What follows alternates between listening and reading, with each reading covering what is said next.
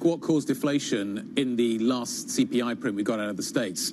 Oil was a big component, gas prices were a big component, and they are maybe starting to tick higher again. So it's going to be interesting to see whether that, plus the rents, is another factor you need to fold into the CPI story over in the US. European equity markets then just about to open up, just 10 seconds or so until the start of the European equity trading day. We are expecting to see that rebound in Europe then continuing. We saw some of it yesterday. We expect another day of that as we price in the strength that we saw on Wall Street, record highs over on Wall Street from the likes of Tesla and Apple on the rise. So we'll see what that does to European stocks. The FTSE 100 opened then up by 0.2%, so modest gains at the start of the trading day. How long, to Guy's point, does this continue for the rest of the day when we get the US back in play? We'll see. Of course, there's a public, there's a public holiday tomorrow, isn't tomorrow, it? Not today, so tomorrow. But that, can influence the volumes that we see. US futures pretty flat to positive, as we see European stocks opening higher as expected, up 0.6% on the stock 600. So you guys are making the point earlier on about the fact that French stocks, many of them just have exposure to the rest of the world, and they are global businesses, and therefore maybe these are the kind of the babies that are being thrown out with the bathwater right now. You look at the list of stocks that are doing well in terms of the points gain we're getting in Europe this morning. Schneider Electric does have an upgrade, but it's up by over 2% this morning. LVMH is the third best performing points gainer out of Europe this morning. Airbus is up really quite nicely as well. It continues to move higher. Vinci is bouncing back as well. Maybe it's a more sort of domestic exposed stock, but nevertheless. So some of these big heavyweight French stocks are coming back this morning, and it's those with a more international flavour that maybe are seeing the best of the gains. One of the stocks thinking about what's going higher this morning, one of the stocks that Joe was mentioning, Whitbread, also doing pretty well, that on the back of the earnings story we got out from them.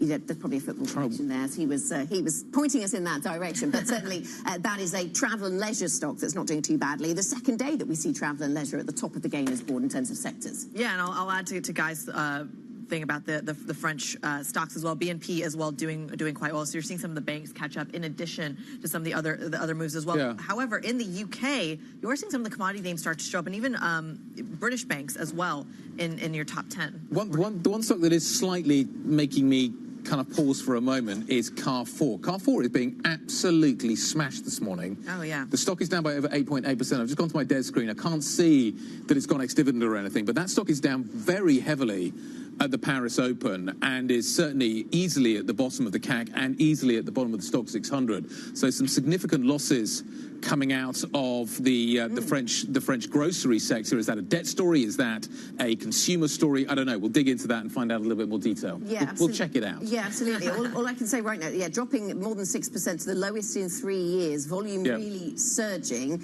But yeah, to your point, there's not a very clear reason as to why. We'll continue to probe into that one. Joe Easton, I'm sure, will be all over that story. And I think L'Oreal as well is also under some pressure as well. Is there a connection between makeup and food? Do you shop for your makeup and food together, Guy? Let's not go always. Yeah, I don't know. The L'Oreal drop is kind of is significant in as much as it stands out that that is a business with an international story as well, but is on the downside, whereas stocks like LVMH are on the upside. But the Carrefour numbers.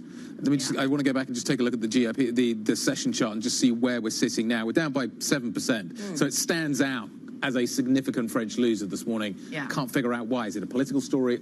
Maybe. Yeah, well, that's something that we're going to be keeping an eye on in terms of what kind of rebound you see in French stocks and in terms of the broader European story as well. We actually asked this to our guest yesterday, Michael Metcalf over at State Street. We basically said, what do you need to see to actually be more confident in a rebound that really reverses some of the pain that we've seen in the European markets? Take a listen to what he had to say. Going into this, investors were neutrally positioned on Eurozone equities as a whole. Now, interestingly, they were already quite underweight the euro. So you know, what I would look for actually is for the euro to stabilize first, because I think that's where investors were ready for some bad European news, and then maybe the equity market will follow. While investors have been very reluctant to buy the euro, they have squared their underweight in sterling, and they've continued to square that underweight, even though you've had the earlier election announcement. So that's the take out of State Street. Let's get another take out of TKO. Raphael Touan, head of capital market strategies at TKO Capital, joins us this morning. A pleasure to have you on set.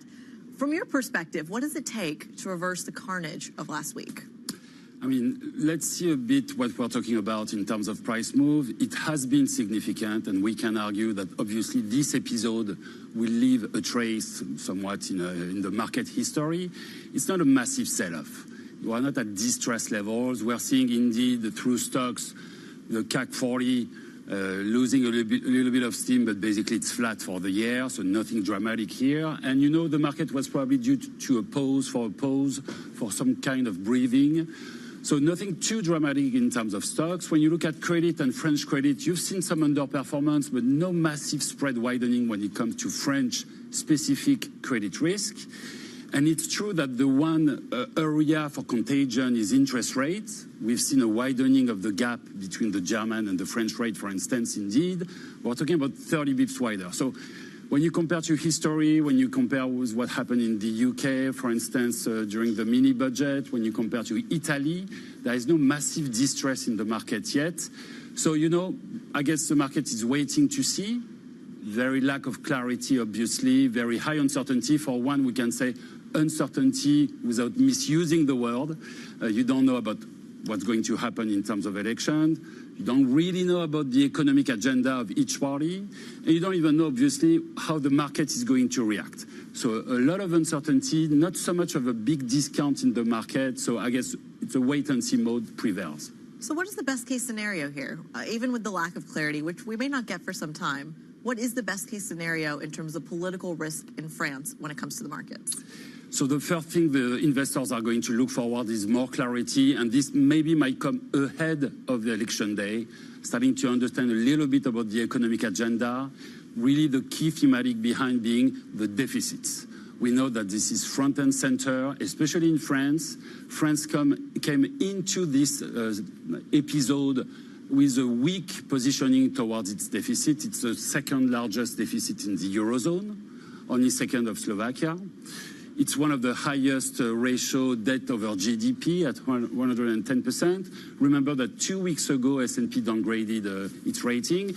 So the narrative was pretty harsh on France before the election, and it's getting even worse. So the key question now is what's going to happen to the deficits? What about those economic agendas ahead? Are they going to be orthodox enough to maintain a reasonable trajectory for deficits? And also, last question, very tough to answer, to what extent the market is willing and capable of absorbing more deficit, absorbing more debt. Okay, so do they say orthodox enough is an interesting way to phrase it, Raphael. We spoke to a guest in the last hour of the programme who was saying that if you look at National Rally or if you look at the far left proposition, actually in the French context, they're quite similar in terms of fiscal spending, in terms of what that does to the deficit story.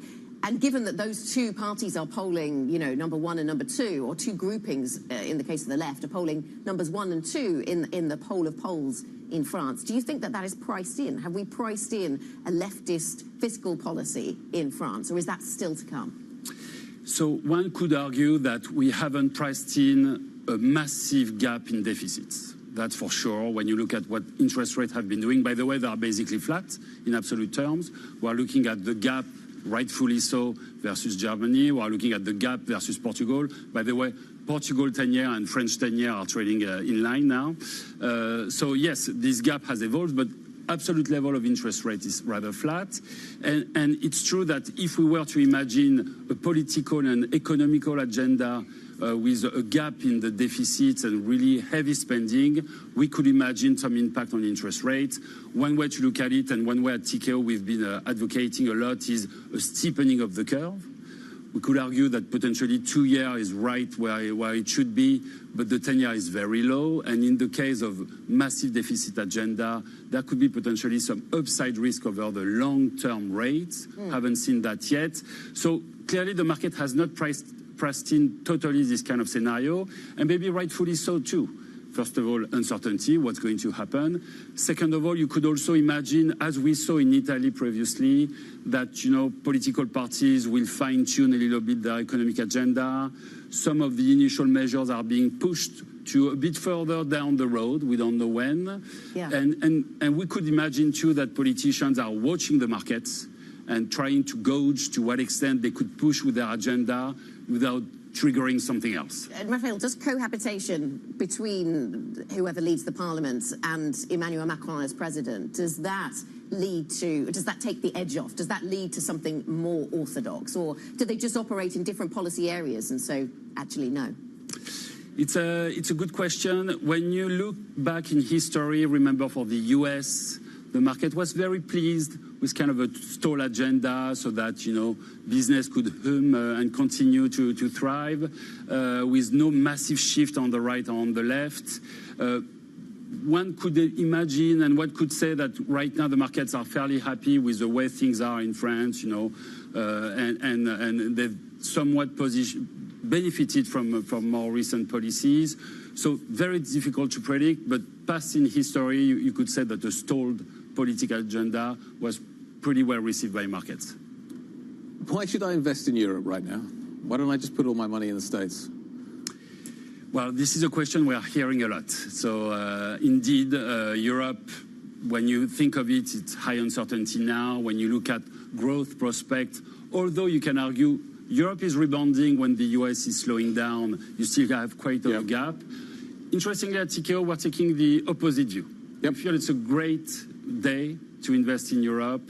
When you look at the European landscape as it is, positioning is very light. Nobody wants to be invested in Europe. Everybody's underweight Europe. Sentiment is awful. Look at the elections, the growth prospect, the way, war in Ukraine. So very poor sentiment. You can argue, obviously, that valuations are the cheapest in history compared to the US, so the valuation gap is massive.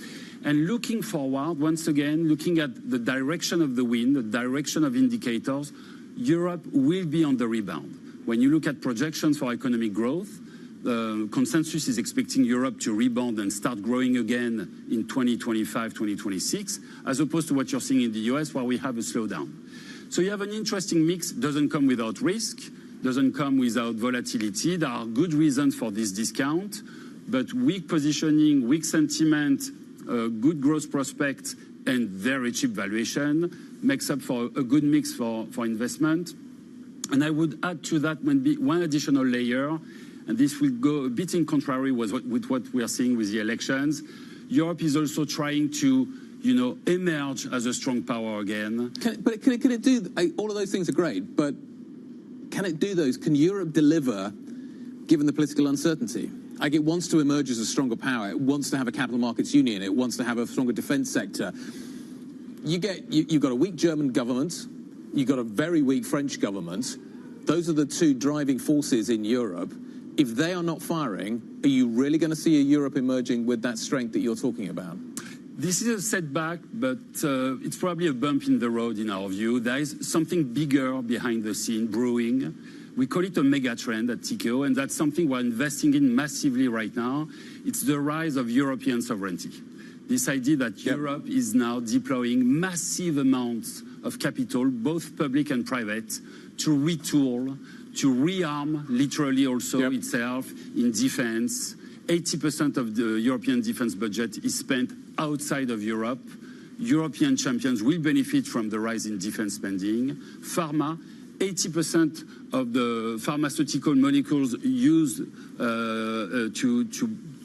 the pharma industry in Europe are coming from outside Europe.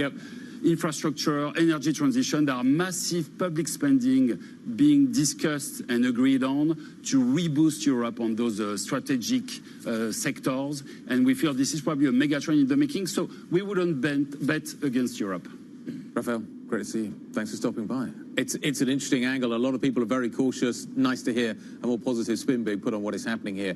Raphael Thuin, Head of Capital Market Strategies at TKO Capital. Thank you very much indeed. Quick look at the core six, just to see what's happening here. Some of the French stocks certainly have been coming back reasonably strongly, but beginning to fade now. As you can see, LVMH is now down in negative territory. Schneider, though, with an upgrade this morning, looking a little bit more positive. The French stock that I really want to know about, though, is what is happening with Carrefour. Definitely in the discount bin this morning. Marked down quite sharply. What is it, down 9%, Joe? So it's ticking lower as I speak, Guy. Now down 9.6%. We're heading down towards a 10% drop. Now, that was the biggest decline in 4 years when I was at my terminal a moment ago. Now, every trader I speak to is pointing to an article in La Lettre over in France, and it is discussing the economy minister potentially looking to impose a fine on Carrefour related to how they conduct their franchise business. Now, I must note that we haven't yet gotten a response from the company, but that is what's driving the shares lower. So we'll wait to see how Carrefour respond to that. But it is in La Lettre, the newspaper. Now, I would keep an eye on that stock. As I say, we're down 9.3% on that stock, really the worst performer we've got today. Then we'll look at the education stocks. We mentioned that huge surge for Chegg last night in the US, 20%. They're cutting around a fifth of their workforce and replacing it with a potential AI platform, seeing a bit of feed through into the European-focused education companies, the European-listed ones. Pearson getting a bit of a gain. Bloomsbury in London down in the small caps, and Sonoma over in Helsinki as well. Some smaller bits of green on the screen for that one. Then in terms of the earnings, there were a few out and there was a couple weakening on the screen. Well, first we'll start with Whitbread, trying to get the football reference in with the Euros. German sales up 5%. Potentially it's all the football fans out there celebrating. That one gaining today, the Premier Inn owner. Ashtead, though, coming down. Now, the company released some sales, looking slightly weak in the North American construction business, which is where they do most of their work. And there is no mention of a relisting away from London to New York, which has been speculated a lot recently. So potentially some disappointment there. Brought up Comax. This is a industrial company out of Switzerland. We might not actually be trading on that one yet, suggesting there could be some weakness. I've seen some sharp calls lower on that one today. It's an industrial components firm. Over in pharma, though, Recordati will take a check on that one. Takeover interest from private equity looking at its stake held by CVC. We're up 1.9% on that one. They're not looking to pay a huge premium according to the report, but we are seeing some small gains in that one. One stock absolutely hammered today in London, XP Power. Take a look at this one. We're down 23%. We were at the open. It's come up a bit now, down 19%. It was in a trading halt earlier as well. Now, this is a components maker in the energy business, make conversions for electric businesses. A takeover deal has collapsed for this company. It's listed in London, but based in Singapore, really getting slammed today. Finally, one morning call to bring you is ST Micro losing its last sell rating this morning, and that one was ticking a bit higher, up 1.8%. Now, Goldman Sachs goes neutral from negative. They say that potentially we've seen the trough in chips that go into autos, industrial components, PCs, smartphones, that kind of thing. They're calling the bottom of the market and no longer a single sell on that stock. And we're gaining 1.9% for ST Micro this morning. All right, Joe Easton from our equities team, we thank you so much for walking us through those stocks moving in the early market, or early open, I should say. Coming up on the program, worries over defense and support for Ukraine. We're going to dive into the concern rippling across Europe amid the political turmoil in France. We dig further into the story. Stick with us. This is Bloomberg.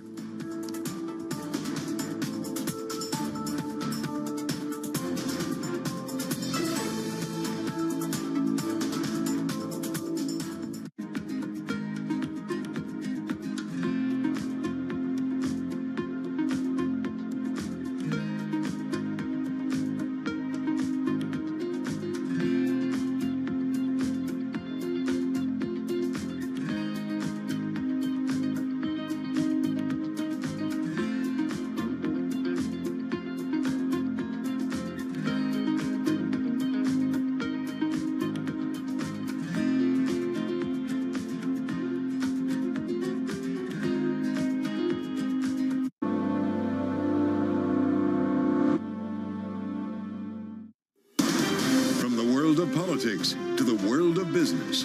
Every weekday on Bloomberg TV and radio, hosts Joe Matthew and Keely Lines deliver news, insight, and analysis from and about politics' biggest power players. The president has been clear that is non-negotiable. I mean, this is going to be an ugly, ugly year. Balance of Power, live around the world every weekday, only on Bloomberg Television and Radio. Context changes everything.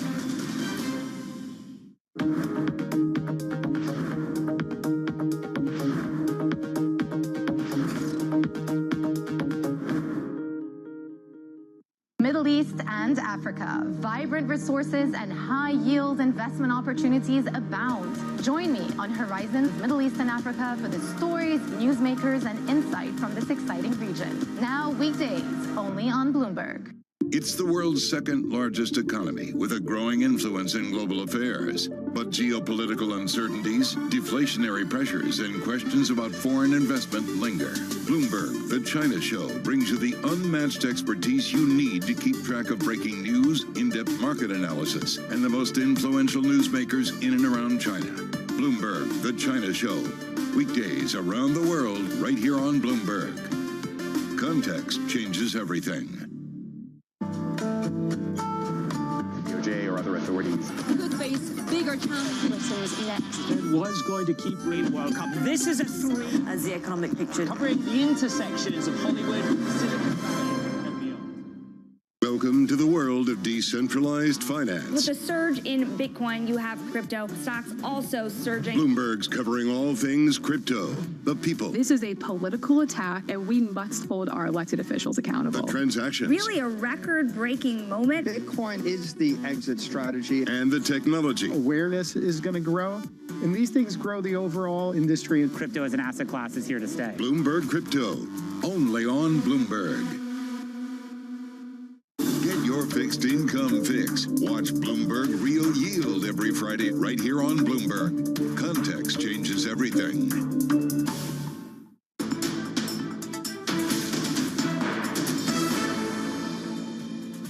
Welcome back. This is Markets Today, 8:20 here in London, over in Paris, 9:20, and European equity markets. Actually, not much difference between them in terms of where we are on the French market, up by 0.5%. The overall stock 600 up by around 0.6%. So France does not stand out today as an outperformer or underperformer. And last week, underperformance certainly was the thing. Let's return to the subject of France and President Macron's surprise snap election. With the far-right National Rally continuing to lead in the opinion polls, many are asking what the rise of populism means and trying to draw conclusions as to where this leads the market. Even the finance minister in France has drawn parallels between the Liz Truss era in the UK and what we're seeing in France right now. Let's bring in the author of one Bloomberg Opinion piece, Lionel Laurent, who joins us from Bloomberg Opinion. So the subject of this snap vote then, and that's triggered a lot of people to look at what's happening with Le Pen's party and to think back to what happened under Liz Truss in the UK. Lionel, tell us about where that comparison is relevant, because a lot of people say, no, hang on, there's a lot of structures in the gilt market in the UK that exaggerated that move, and that doesn't exist in France. That's correct, and I don't think we are going to see a kind of Euro crisis or a technical sudden panic on markets. I think the similarity, though, is with the potential for a budget mess, a kind of over-ambition in terms of fiscal spending, and the resistance of the market. There is an expression in French, wall of money. It's been around for 100 years, and it was around even in the 1980s when the original Liz Truss, François Mitterrand, socialist president, tried to completely reshape the economy and was totally rejected by the market. So the market is going to be a player in this election, even if we don't see some kind of Euro crisis on the cards. How sensitive do you think politicians are in France as a result of what we've seen with the UK and Liz Truss? Is that a lesson that was learnt in France? Do you think it was learnt on the left? Do you think it was learnt on the right? And do you think it is already influencing policy?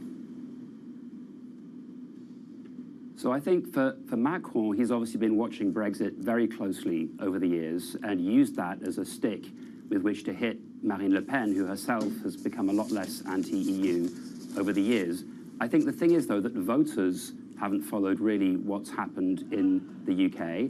I think, to your point, politicians will tread carefully, but I think basically you're looking at a race between Le Pen's party, which is trying to prove that it can govern, so it will not put a foot wrong at all and do everything it can to appear normal, and the far left, which wants to be the party of opposition. So it's going to promise lots and lots and lots of economic unicorns in the knowledge that it won't have to actually deliver them. Lionel, we just had the chief capital market strategist over at TKO talking about the fact that historically, sometimes markets on both sides of the Atlantic favor gridlock. I'm curious, in your opinion, if gridlock is the best case scenario here. It is in the short term. That's why I think markets have calmed down, and it's why I think that if you do get the expected scenario, markets could well rally. But that's in the short term. I think over the next few years, the concern is of a kind of corrosion, entanglements in the civil service, a real attempt to change the way the French state operates, and then presidential elections in 2027.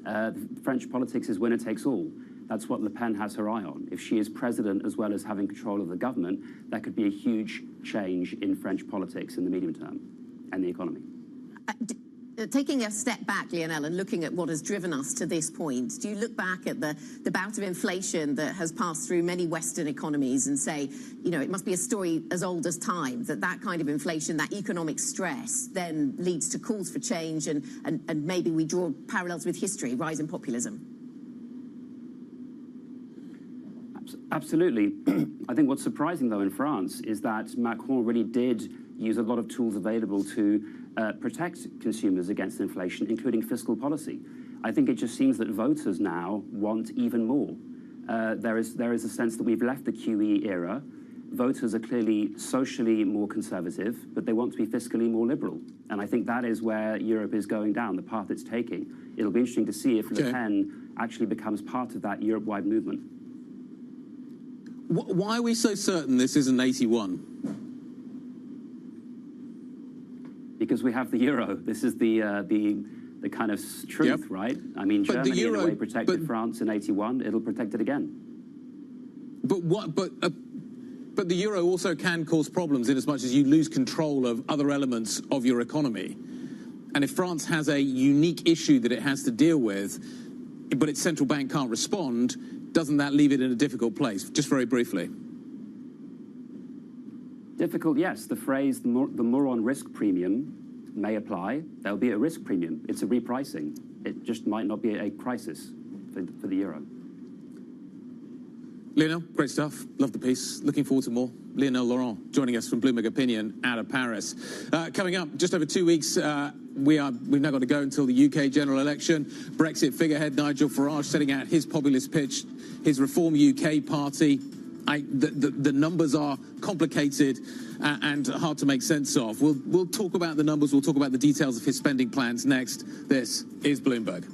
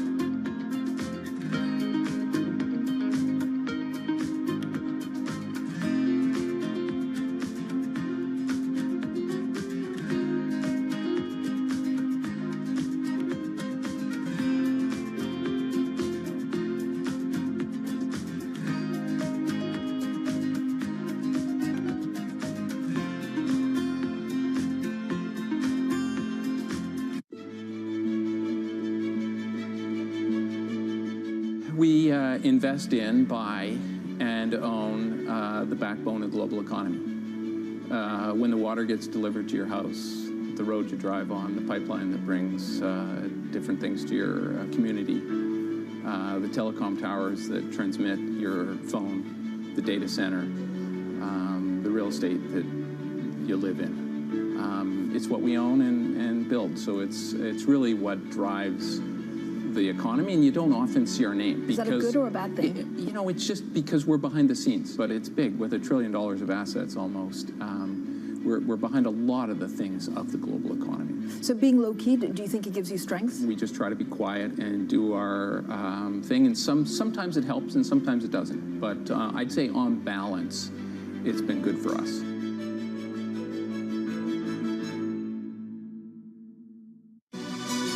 This is Bloomberg News Now. News when you want it at the touch of a button. Another volatile day on Wall Street. We're seeing big moves. All eyes on Capitol Hill as Democrats and Republicans prepare. Today's job numbers casting doubt on the Fed's next move. Inflation remains front and center. And that's news when you want it with Bloomberg News Now. Get it 24/7 on the Bloomberg Business app, Bloomberg.com, and anywhere you get your podcasts. Bloomberg News Now. Context changes everything.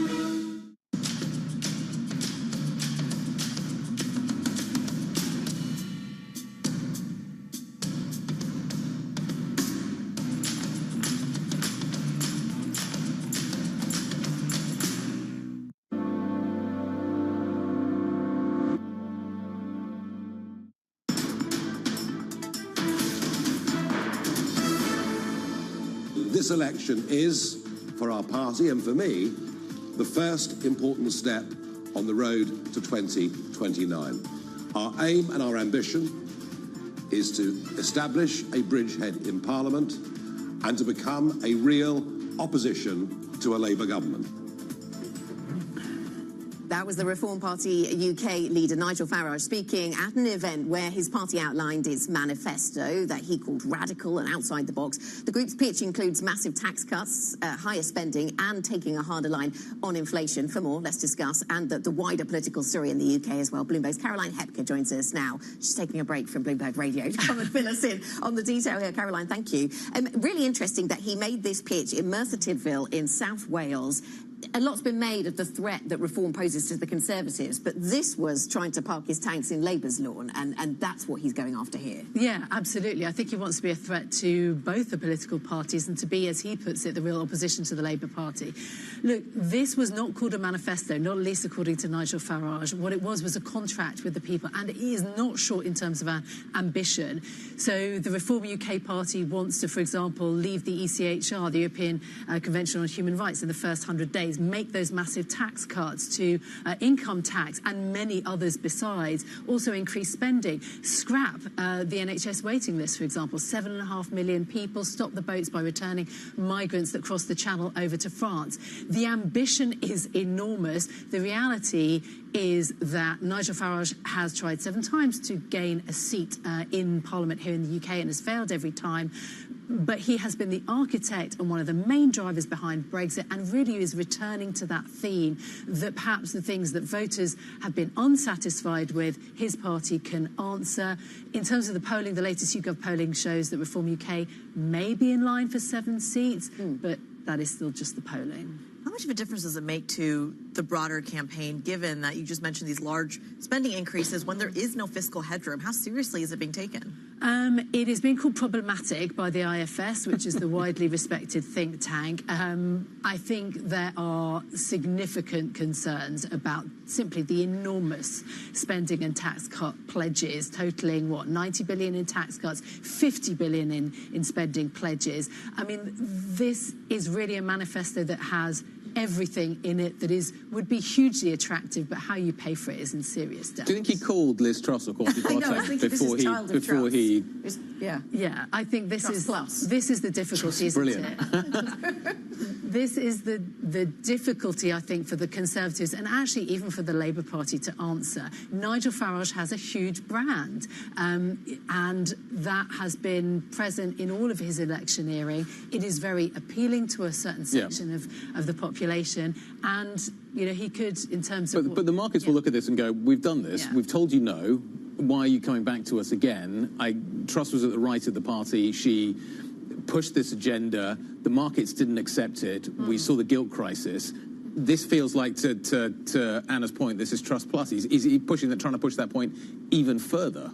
Yeah, and look, they put up candidates also in the local elections, and out of the 500 seats that they vied for, they only got 6 councillors. So the reality is that Reform UK is, although it has a long history through the Brexit campaigning, it's still a very new party and it is still on the fringe. But that doesn't mean that it can't pose a problem to Rishi Sunak, who has not managed, for example, to deliver on stopping the boats and on the economic growth that the UK needs.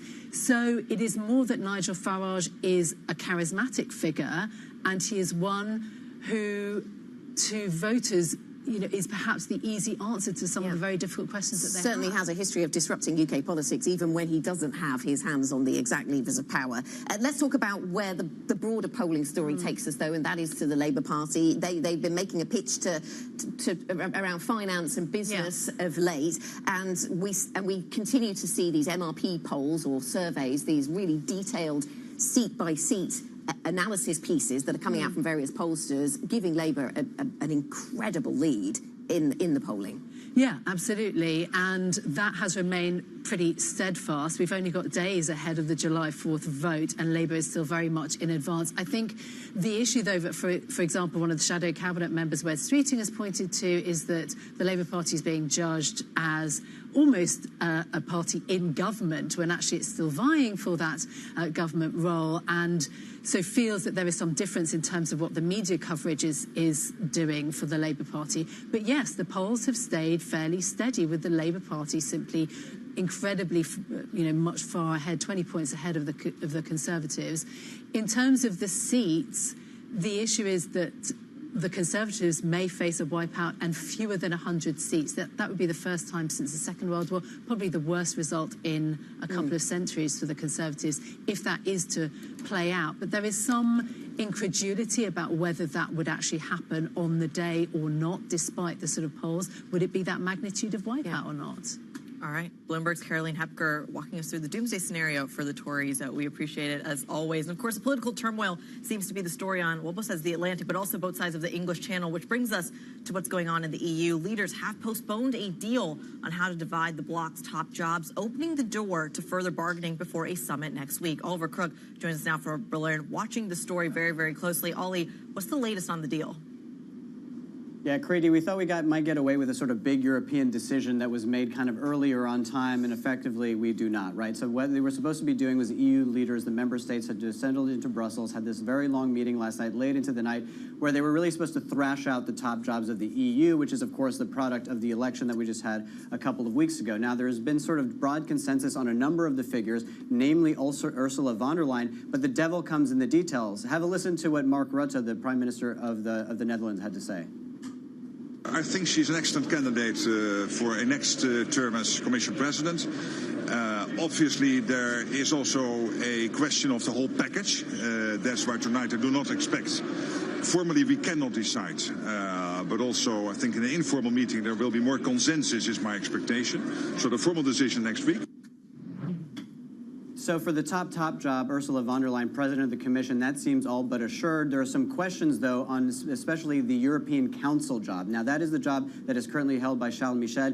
That is effectively the function of the shepherd of all the member states, of all the leaders in Brussels, making big decisions like the one that was supposed to be made last night. And what the EPP wants to do is to break that into a 2 terms rather than the 1 5-year term, split in half. That would give the EPP reign over one of the halves of the term and the socialists on the other. So that's where the bickering seems to be going. That is then kicks it into next week's meeting, where you have the EU informal leaders meeting. And of course, that meeting will wrap up just 2 days before the French election, which obviously looms large over every single conversation in Brussels.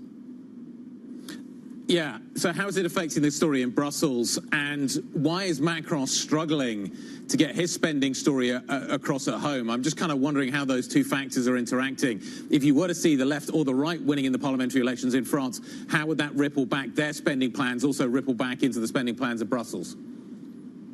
Well, of course, there's a huge question of how that government will actually function, right? The interesting thing is that whoever wins it and whoever gets the prime minister sort of has the power of the purse, which is the power of basically a lot of things, right? Macron would remain the sort of president. Huge implications, of course, also for defense. Macron been very outspoken. But again, Guy, what we really don't know is in terms of these sort of the platforms for both this sort of new left coalition, I mean, these are not parties that necessarily see eye to eye on a number of issues. Where is the sort of policy weighting going to be, the priorities within that? You know, Jean-Luc Mélenchon, for example, is very different from, say, the sort of center socialist. And of course, Le Pen, their sort of policy seems to be constantly evolving. They had a sort of dossier up on their website that was taken down last week, in which it was all about European defense, saying that France basically should be pulled out of the NATO command structure. So all of this policy stuff is still very much in the air, though the power of the purse does reside within the prime ministers.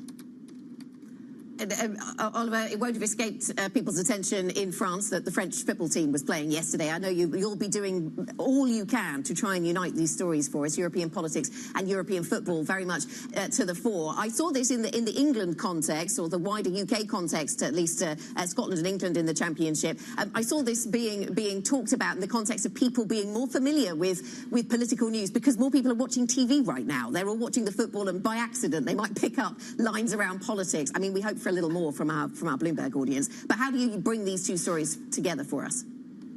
Yeah, well, listen, I will tell you that despite all the political move, the one thing that is totally ubiquitous here in Germany, where the cup is being held, is soccer, or the football, right? This is like in the office, we have it here. You walk down the streets in Berlin, the game is going on. You can basically watch the game uninterrupted walking through the streets of Berlin, because it's up everywhere. Where it's interesting is that obviously, you know, some analogies have been made by certain people, maybe Guy Johnson, about the sort of bloodied nose Mbappe and Macron, you know, maybe being able to sit out the rest of the season. But this is also serious stuff in France. I mean, Mbappe gave a press conference yesterday in which he said that he is against extremism, against ideas that divide, and that they have an opportunity in France to choose the future of the country, and that they need to emphasize the importance of that task. So really no part of the soccer even is being able to escape the politics within France right now. We should probably just explain. The shot we just showed you is of the Brandenburg Gate. There's a huge football goal on the other side of it. If you watch any of the football coverage, yeah, it's huge. Just on, you can see, even I could score in that goal. And just in front of that's where a lot of the TV pundits are sitting as they analyse the games. It's a lovely shot in the evening. I was watching Gary Lineker sitting up there the other night, enjoying the debrief after the England game. Anyway, that seems to be the epicenter of the football story in Berlin. Oliver, thank just you. To explain. Bloomberg's Oliver Crook joining us there from Berlin, immersed in the politics and immersed in the football for us. He did. Coming up on the program, another thing that Oliver has been pointing out and covering very aggressively is what's going on between Russia and Ukraine. Russian President Vladimir Putin now heading to North Korea for the first time since 2000 as he faces renewed challenges in his war on Ukraine. We're going to get more on that story next. This is Bloomberg.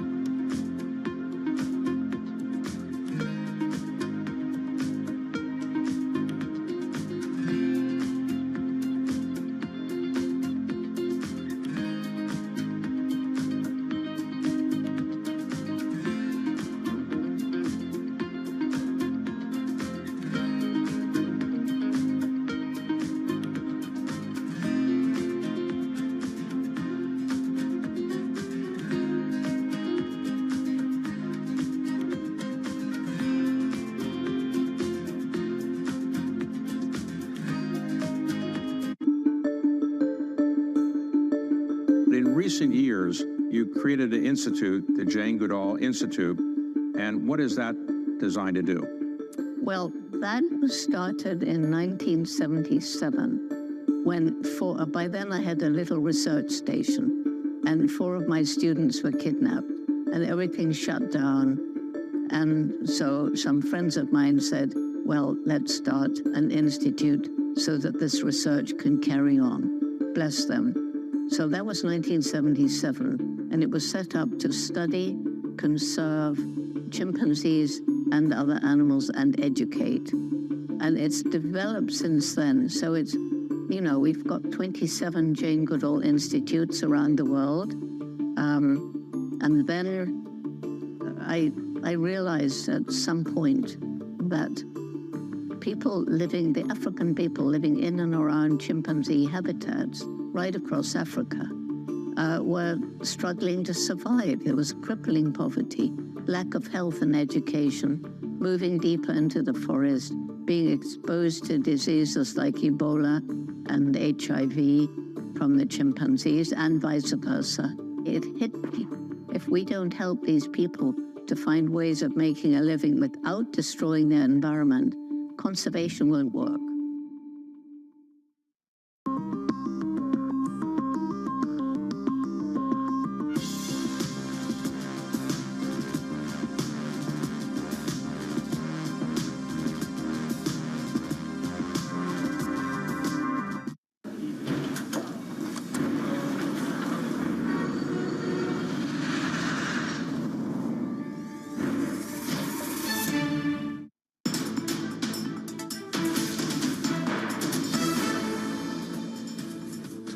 Minutes into the equity market session this Tuesday, the 18th of June. We've gapped higher first thing this morning. We seem to be holding that gap right now. We're up. We're not up significantly. We're basically pricing in what we saw out of the United States yesterday. The US pushing on the S&P up to its 30th record high for the year. And that is basically the picture that we've got holding in this morning. We're looking for another catalyst. The ZEW is going to be coming out a little bit later on. We've got retail sales out a little bit later on. Not entirely sure that maybe retail sales are big enough to kind of move the dial. I was trying hard to get excited about them, so delve deep into the Bloomberg Economics research, which has served a purpose. So retail sales increasing more slowly than usual is one of the themes they're going with. And if you look back at all of the sort of periods of increase in retail sales in the past, this is sort of in the lowest quartile. This is not impressing in that sense. Yeah. So do you have higher wages, so real wages not only catching up, which have caught up, but are they going to continue to rise? Yep. Is that a concern to the Federal Reserve? But also, this is a story that goes global, right? It's not just a question of you make more money, you spend more money. This is something that around the world you're seeing. I was reading a story this morning about Germany's labor strikes, and immediately I got, or labor negotiations, I should say, and I immediately got deja vu from the UAW, Hollywood, pilot flight negotiations, the conversations between Toyota and in Japan with its folks. But those were all the kind of the peak of the inflation kind of picture, weren't they?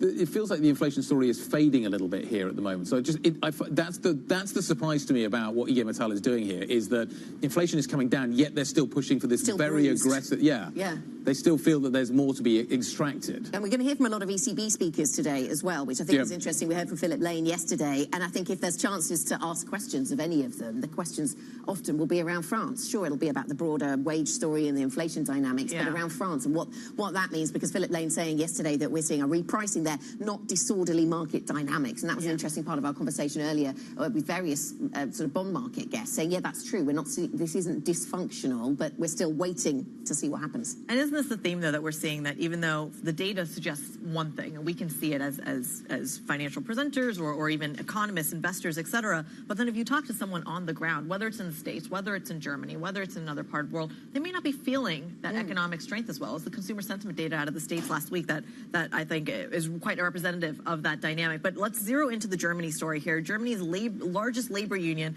is what we were discussing, seeking a wage increase for almost 4 million workers in the metal and electric parts industries. There is a broader macro read-through. Let's bring in Bloomberg Zero Area Economy reporter Alexander Weber to break this down for us. Alex, walk us through the read-through in terms of an ECB that is still trying to get wages lower.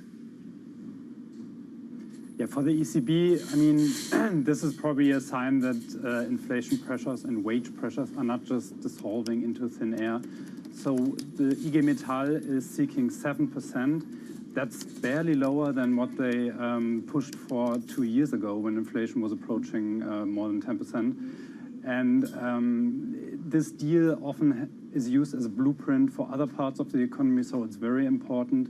What the ECB needs to see is a slowdown. Wages grew about 5% in the first quarter. That's not in line with the 2% inflation target. A rule of thumb is that 3% is probably in line with that goal. So 7% would, of course, be much too high. But another rule of thumb is that the unions typically get half of what they push for. So even that would be a little bit above what the ECB needs in the longer term. But the question is whether that old rule of thumb still holds true in an age of labor shortages and so on. Yes, and so Alex, what are the labour unions' chances of succeeding here? You suggest that maybe they have to settle for something half as good as they'd asked for, but businesses at the moment, I think, are holding firm with and offering very little. Yeah, so it's probably going to be a tough negotiation round. It's going to start in the fall. So labor unions have really found new confidence in this whole inflation episode because we've seen a lot of shortages, especially of skilled staff in Germany's manufacturing sector, which is where these negotiations are happening. So there's a good chance that labor unions will not settle for what they used in the past. At the same time, manufacturing in Germany is still kind of reeling from the loss of competitiveness, higher energy costs, and one employers association already said there should be no raise at all, which the labor union immediately dismissed as disrespectful. So it's going to be a tough round and one that the ECB will surely watch very closely. Let's just talk about what is happening in the rest of Europe. How isolated is Germany? How different does Germany feel in terms of the wage story, the wage picture that we're seeing elsewhere? So the specialty when you have to decipher Eurozone wages is that it works very differently in each country. So in Germany, it's a much more staggered process than elsewhere. Typically, wages reset at the beginning of the year, which is why the ECB has for a long time said we need to see what's happening in the first quarter of this year, and that has given officials some confidence that there is a slowdown baked into these deals. Yeah. So more recently, Philip Lane has been going around saying that he's getting more confident that wage pressures are easing because next year there's going to be a lot of growth in the area of 3%, not the 5% we've seen at the beginning of the year. Yeah. Which is consistent but then, with... you know, which is probably consistent with price stability. Yeah. Alexander, great stuff. Thank you very much indeed. Alexander Weber joining us out of Frankfurt. Let's talk about a different subject. I want to draw your attention to what is happening in North Korea. Now, that's not a sort of way I start a sentence very often, but this is significant. The Russian President, Vladimir Putin, is on his way to North Korea. He's also going to be going to Vietnam as well. These are red trips, and they have become a little bit more frequent. These are relationships that are getting sort of tighter and tighter.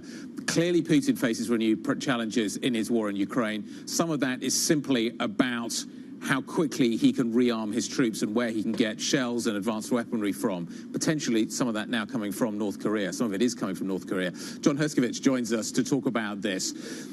John, we spent a lot of time on this program talking about how Europe is rearming. We spent a lot of time talking about how Europe is sending a lot of weaponry to Ukraine to make sure that it can defend itself against Russia.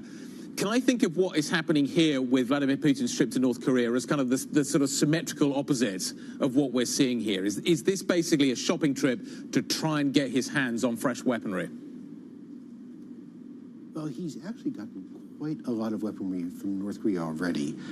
We spoke with South Korea's defense minister last week, who said that shipping containers sent to Russia, there have been about 10,000 of these, and these could hold about 4.8 million artillery shells, the types that Russia's using on the front lines against Ukraine. Now, just as a comparison, the EU is struggling to meet a commitment of 1 million shells for the current year.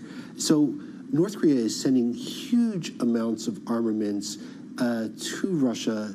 The two share a border. They're very close on the eastern side in terms of ports, and the cooperation is quite tight. And North Korea possesses huge amounts of munitions that are interoperable with Soviet-era systems that are on the front lines. It has parts for old tanks. It has shells for artillery. It has artillery rockets. And Kim Jong-un is trying to shop even more stuff over to Russia, doing tests of new weapon systems, that some of which he may try to show to Putin during his visit. I mean, this is obviously something that's going to be catching the attention of a lot of the partners of the United States, of course, a lot of Western Europe as well. What kind of reaction are we expecting, if any, at all? We're going to see denunciations of this. There's going to be a call for tightening of sanctions, but there really isn't all that much that the West can do to stop this. The two countries share the border. They can do shipments between the two ports, between ports on their east side, and keep these within coastal waters. There's very little that can be done in terms of interdiction. So, the trade is set to continue and grow even more. And they're doing this in view of spy satellites and commercial satellites. Bloomberg's published image of North Korean cargo ships in port in North Korea. So it's there. The U.S. has provided images of Russian ships in North Korea going to Russian ports, and then the munitions being taken by train across Russia to the front lines, to munition dumps near the border with Ukraine. It's all been seen, but it hasn't been stopped. John, thank you very much. Thanks for the update. To Bloomberg's John Herskovitz with the details of President Vladimir Putin's trip east and what he is looking to achieve with that. Guy, we've got a few data points to look ahead to. So away from the geopolitics, there are a few things to watch out for. We talked about retail sales out of the US. We also get the ZEW out of Germany and that important survey of economists and analysts. We're expecting improvement, I think. That's coming very shortly, in around an hour's time, in fact. We are expecting improvement in some of that data out of Germany. It is. Can't all be the football. No, we can try. We can do our level best to take everything in that direction. But yeah, so the data has been improving. And we were talking about this earlier when we were talking about what TKO was kind of referencing in terms of their belief that Europe is actually going to be improving from here. Some of this data is showing up, but it feels very gradual at the moment in terms of the improvement that you're seeing. But the argument that TKO was making when he was giving those examples was talking about a lot of that fiscal spend. They're saying we're expanding our sectors. That at its core requires, I'm just providing kind of the devil's advocate point of view here, that at core requires a lot of fiscal spend, which is the core of the issue right now in France, in the UK, arguably in Germany as well, that you can't actually fund these things, even though it's fairly ambitious. And so his big question, how orthodox will the fiscal plans of the National Rally, of the far left in France, how orthodox will those look? And the market, in his view, is not pricing in a step up in fiscal spend yet. We've sort of sold off French debt, OATs, on uncertainty, but not necessarily because we've priced in a whole new expectation around fiscal spend. What I still love is the fact that the US spends a load of money and the economy takes off and everybody loves it. Europe talks about trying to spend a little bit more money and everybody gets freaked out. The definition of a reserve currency and exceptionalism. It just continues to be something that I think is entertaining to watch. Shonali Basek's got a great conversation coming up a little bit later on. You definitely want to tune into this. She is going to be speaking with Citigroup's CFO, Mark Mason. That is going to be an interesting conversation. There's a lot being made of what is happening within that bank and how Jane Fraser's turning it around right now. It was interesting to see people highlighting actually some areas of the bank that the market hasn't really noticed yet. Yeah. And maybe that's something we're going to be seeing coming out of that conversation. That's one of the big conversations that are going to be happening here on Bloomberg a little bit later on. We do have retail sales. We're going to be analysing those numbers for you. What is happening next? What is happening next is the Pulse. Look forward to continuing market coverage. That's it from Anna Critty and me. This is Bloomberg.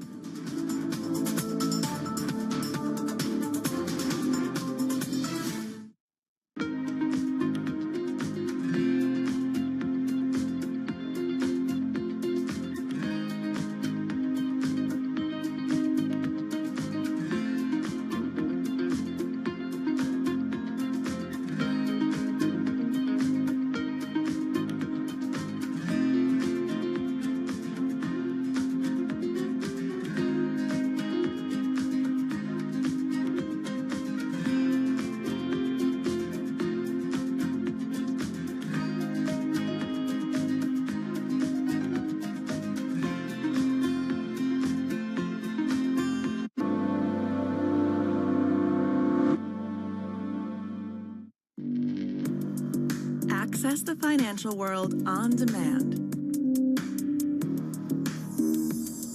Hear from leading economists, policymakers, and industry experts via live and on-demand webinars, only from Bloomberg. Start exploring to see what's moving the markets. Visit Bloomberg.com/webinars.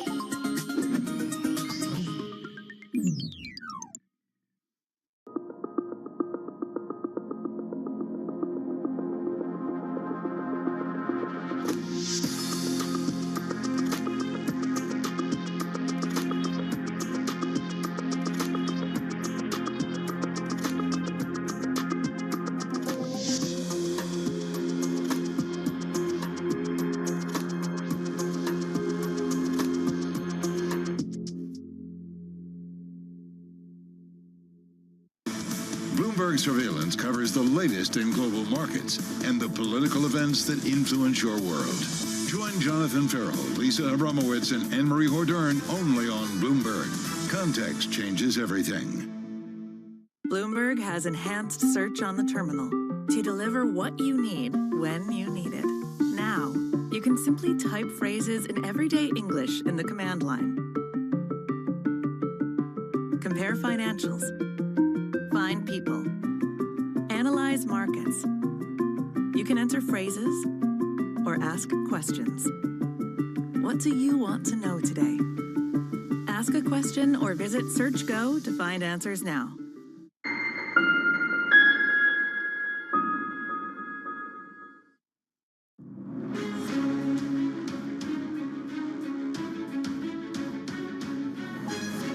Newsmakers and market movers. This is The Pulse with Francine Lacqua. Good morning and welcome to The Pulse. Happy Tuesday. I'm Tom McKenzie here in London. Here's what's coming up on today's programme. European stocks rise after a tech rally drives Wall Street to yet another record. The Fed's Patrick Harker, meanwhile, backs the case for one rate cut later this year. Deal delayed. European leaders postpone an agreement on how to divide the bloc's top jobs. Talks will continue ahead of a summit next week as Ursula von der Leyen hopes to win a second term as Commission President. Plus, Marine Le Pen's party says it needs an absolute majority to govern France as polls show the far-right National Rally in the lead less than 2 weeks before voting starts in those parliamentary elections. Let's check in on the markets. It's a second straight day of gains for European stocks.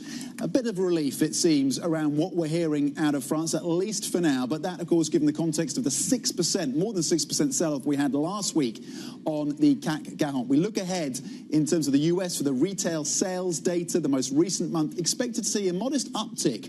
But, of course, an important gauge in terms of the health of the US consumer. Here in the UK, then, you can see green on the screen, the FTSE 100 gaining in the session today. France is back, it seems, at least for now. The CAC 40 adding to the 0.9% gain that we saw yesterday. And a pretty decent session, the FTSE MIB posting gains of a little over 1% as things stand. Over in Spain, the Spanish IBEX eking out gains of 0.2%. It's a modest upside in terms of the French story, by the way. The CAC 40 up just 8 points. Carrefour is a key drag there. It's one of the biggest losers of the session so far.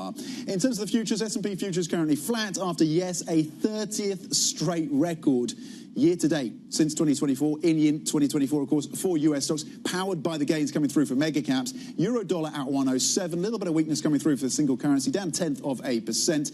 And of course, we continue to monitor the pressure on the sovereign debt story of France. The 10-year right now at 3.19. The spread, of course, over the benchmark German bunds remains pronounced at around 80 basis points. It's a story and an asset class we keep an eye on. Now, European stocks, as I mentioned, opening higher, of course, after that record, that 30th record for the S&P. Let's bring in then at this point for the analysis in terms of how to position in this market. Maria Minucci, fund manager at M&G Investment Manager. Maria, let's start with the political risk question. There maybe is an argument there's a bit of dip buying going on in European stocks at this point, given the pretty pronounced sell-off that we saw last week? 2% across the benchmark, 6% plus for the CAC Cajon. Would you lean in to that dip buying if that's what we're seeing? Yeah, I think it's extremely interesting that what we're seeing is, in a year that was known to be a year of election, the one election that is, in a way attracting interest is the one that was not expected, really. But what we've seen so far is a significant initial risk-off in this market, specifically focused on France. So we've seen the odds spread widening very markedly. We have seen credit spreads as well as an indicator of risk widening in corporate French bonds. We've also seen, obviously, the equity market, and in particular, French equity markets as well as French banks, which have benefited quite strongly this year, but have sold off very aggressively. This could potentially be an opportunity. The slight warrant there is that if we look at the all-in yield of French bonds, that is not moved very significantly. If anything, is still very contained, and we see it well below the peaks that we've seen last year still. So I think there is potentially a risk that if that yield will move even higher, you could see more risk off on those markets. But it is potentially an opportunity, I think, something to watch for the weeks ahead. Obviously, we don't have a lot of time, French election, but we are starting to see some potential opportunities arising there. Where do those opportunities take you? With the caveat, as you say, that there's a risk around potentially higher yields and what that could do for the equity space in Europe. Are there sectors that stand out? You mentioned banks. They were sold off heavily in France last week. Is that an obvious sector that stands out to you, where you saw, could you make the case that those were oversold as a sector? Yeah, I think banks is a very interesting one. French banks in particular, we've seen very, very marked sell-offs. We've also seen sell-offs in the utility space, which was also interesting. But overall, I would say, you're coming, especially for the bank sector, from a period of very strong returns. So there is that caveat as well. Investors have been leaning into European stocks more as we progress throughout the year.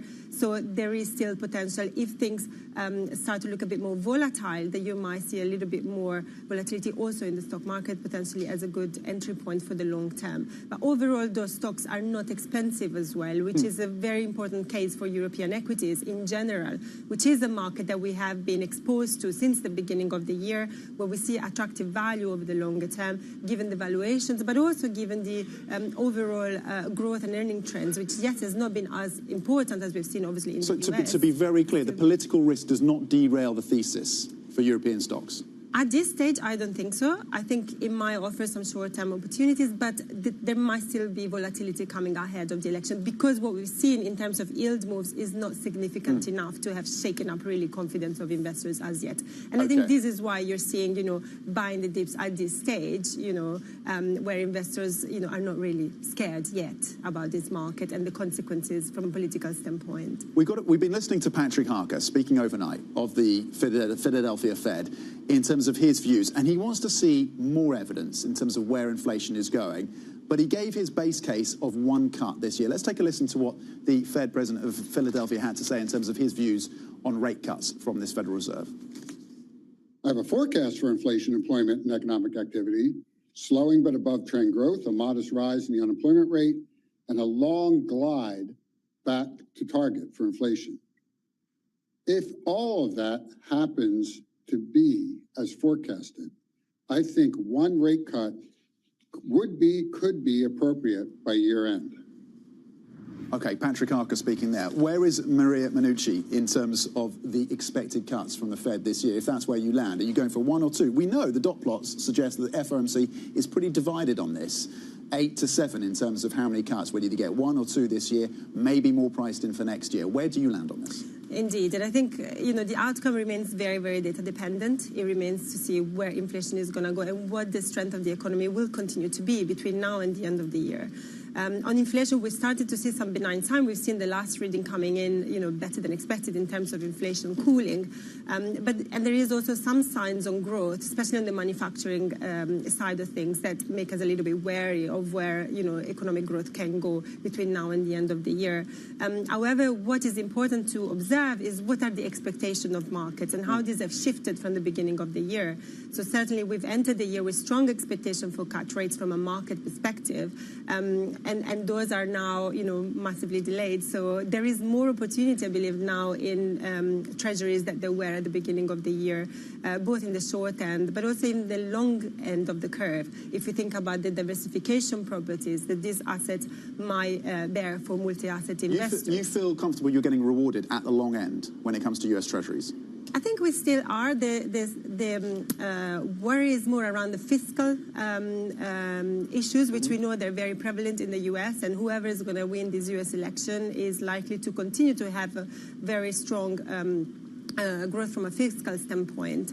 And we're not seeing the same narrative in the market that we were seeing, for example, last year around worries for fiscal balances for the US. So that could come from a volatility standpoint to wobble markets a little bit. But I think in an environment where you might have growth decelerating, should you go into this type of environment, these long-end bonds could provide some diversification. On the equity story of the US then, does the lack of breadth challenge the further upside for this? Does it concern you that this remains a very concentrated and narrow rally in the US, or does it suggest that you're going to get that breadth, more funds, more cash is going to be put to play?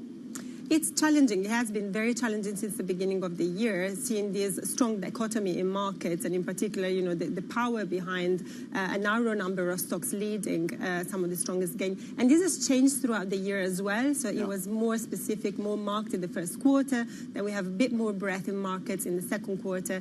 And then again, more of late, we've seen a divergence between both developed and emerging equity markets, and also within developed markets between the US and Europe. So this is challenges for investors. However, I think there is a longer-term trajectory that will lift the market altogether, or will drive the market higher or lower, depending on where the overall growth picture is. So in a way, those could be potentially more shorter-term opportunities in these divergences between different equity prices within indices. But if you look at the longer-term picture, I think you're likely to see either a more broad upside or a more broad downside in equity, so moving closer together. Okay, Maria, thank you very much indeed. I'm looking for opportunities in a divergent market. Maria Monici, Fund Manager at M&G Investment Management. Coming up, Novonesis shares are rallying in Copenhagen. It's one of the biggest gainers so far in the session this Tuesday. That's as the firm upgrades its outlook. We're going to discuss all of that with the company's president and CEO. That conversation is coming up. This is Bloomberg.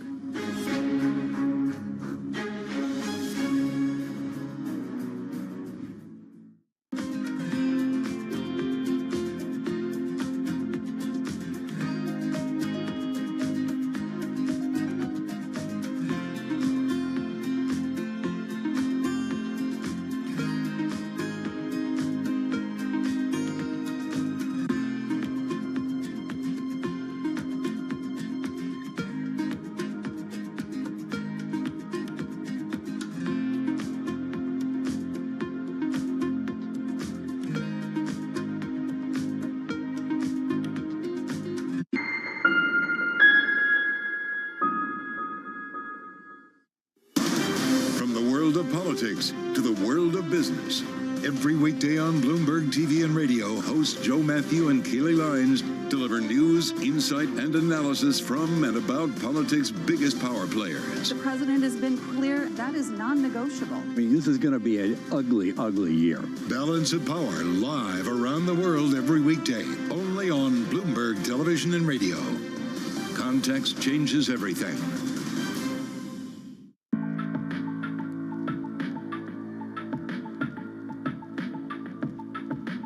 This is Bloomberg. Bloomberg covers the world with unmatched reach and resources. From more than 120 countries, the moment news breaks, 24 hours a day. Bloomberg, context changes everything.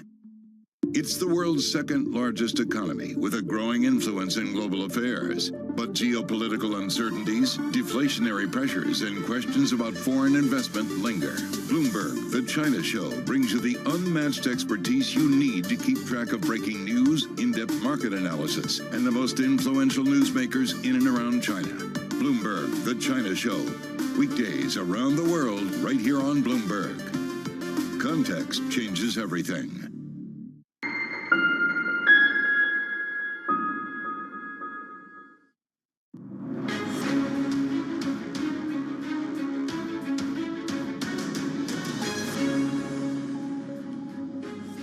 Welcome back. Now, Novonesis is the top gainer on the European Stock 600 today, currently up a little over 5%. That's as the firm upgrades its outlook for the rest of the year, raising the view on margins to between 35 and 36%. Also seeing sales growth, organic sales growth at the upper end of the 5 to 7% range. Very pleased to say I'm joined now by Esther Baguette, the Novonesis President and CEO. This, by the way, is a company that focuses on things like biosolutions, enzymes, microorganisms, and has recently merged with Hansen as well. And we'll get on to that part of the story. Esther, thanks very much for joining us in the studio. So clearly investors are welcoming the upgrade in terms of the outlook. What is underpinning that more positive and constructive view? Well, we let investors to do their job. We do ours. And we do feel in a very good place. We are in an extraordinary place of comfort by combining two amazing companies that together they are even better, even stronger, even better equipped to develop and bring value-added solutions to our customers, and while generating accretive and sustainable value growth for our shareholders. The update on the guidance, it is a clear point, one point more, showing that we are in a good place, a place of comfort. We're seeing a positive momentum on the integration of both companies. We're doing very well on the cost synergies. We're at 80% run rate of the 80 to 90 million cost synergies that we committed to. We are on good momentum also with the growth synergies. And together, collectively, we see extraordinary also good collaboration with our customers. So that leads our great on EBIT margin and moving on to the high end of our revenue, but also moving firmly on the long-term expectations. Do those revenues, in terms of the synergies on revenues, does that give you further upside do you think, in the quarters ahead? I mean, are we looking at further upgrades before the end of this year, before this year is out? So we are committed to the guidance that we have just announced, but then especially we are recommitting today in Capital Markets Day, special day today for us. We're recommitting our commitment of 6 to 8% growth till 2025, also with ambition to accelerate that growth after that. And that growth will be, that accelerated growth is exactly what you're underpinning, Tom. It is continuing the momentum of extraordinary company, but at the same time, collecting the growth of the now even better portfolio, better equipped to grow with our customers. You touched on clients, which is interesting. Has the merger with Hansen allowed you to bring on more clients? Are you seeing that? We're becoming better for our customers. Now we have enzymes and microbes that together we can co-create the solutions that they better respond, the answers for our customers. We bring alternatives to regenerative agriculture. We bring alternatives for plant-based food, for clean label, for plastic recycling, for clean and sustainable fuels. That when you have a stronger biotech powerhouse, you're even better to provide those answers. And you're seeing more clients and customers as a result of that? We see us connecting better and bringing more solutions to the existing customers. We are present in more than 30 different markets. And now with a stronger sales force, we are a better partner for those customers. What does it mean for the innovation pipeline? It means that, for example, if you are in the dairy industry, now with the combined portfolio of Novonesis, our customers, they can have not only extraordinary cultures, but also the very best enzymes to make more yield, more cheese, more yogurt, more taste, more flavor, with also clean label. If you are in agricultural, you have the co-creation of plant, of microbes and enzymes bringing also higher yields. If you are in probiotics, now you have also stronger portfolio that we can bring and cross-fertilize the solutions. And you've been doing a lot in terms of precision fermentation, which is another way of making protein. What is the potential market cap of that part of the business, the market size of that part of the business? Today we see an addressable market for Novonesis collectively as a company of 20 billion US dollars. Okay. That's or 20 billion euros. That's the addressable market cap, addressable market that we see for our company. But that comes by smoothly and firmly replacing the solutions of the past, replacing fossil-based solutions, replacing ingredients, bringing clean label, bringing alternatives that provide lower sugar added. It is slowly and firmly growing our path. And we agree with the projections that they say that the bioeconomy is going to more than multiply by 7 within the next 2 decades. We know that's true, and we're going to make that happen. How do you think weight loss drugs like Wegovy and Ozempic are going to change this market?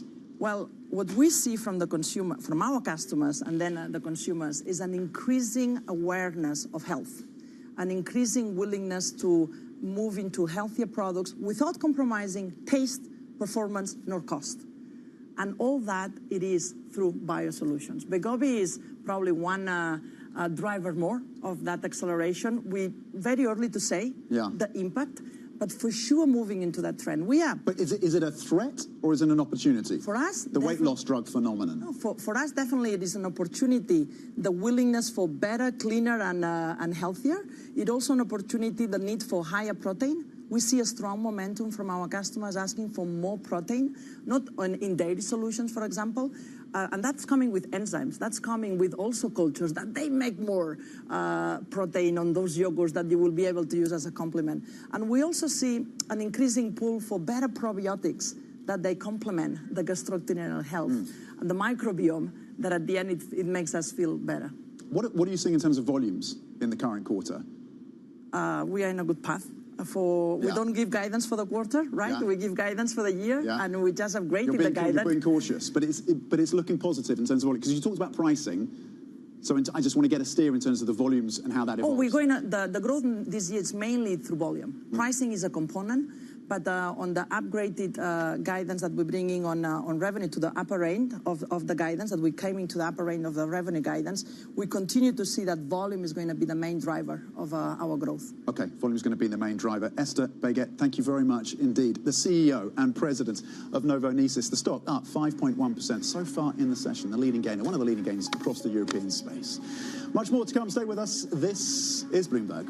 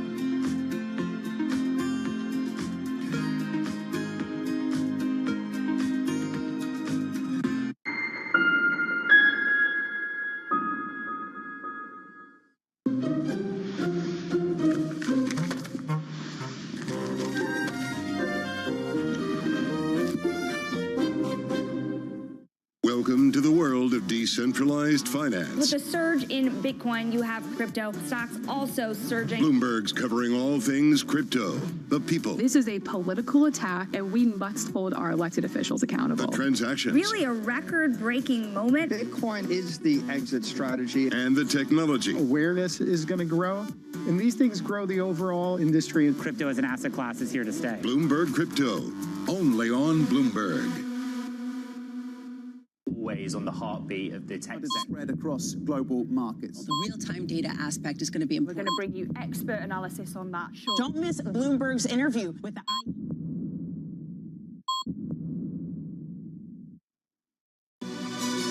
This is Bloomberg News Now.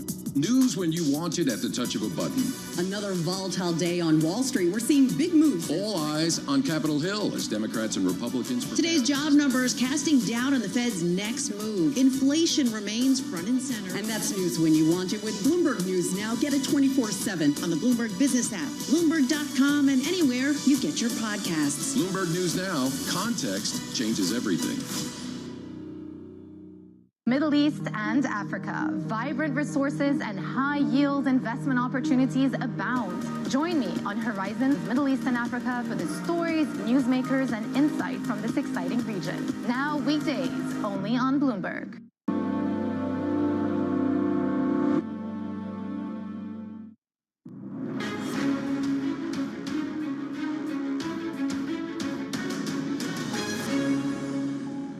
yes, the inflation number is getting softer and trending down towards that 2% goal that everyone wants to see, and that's really good news. But here's the thing that I'm thinking about. If you're Fed Chairman Powell, are you going to ease so quickly when equity markets are all-time highs, job markets are incredibly strong and robust, and the economy is strong? Because if you were to ease, might it just inflate a little bit more the economy, equity markets, and cause these animal spirits to come back and inflation to come back? And so they're going to go, I think, very, very slowly and very, very cautiously. So you might expect one ease or two eases and then a long pause to see, did it do anything to reinflate inflation? Yeah, but all this ends up being academic to a certain extent, because we keep talking about what the Fed may or may not do. And the question I guess I really have is, does it matter, right, at least in the here and now, for the economy and the markets? I mean, 25 basis points, even 50 basis points of easing, does that have a material impact? The U.S. economy is so strong, and the reason why it doesn't have a material impact is because the Fed really doesn't matter.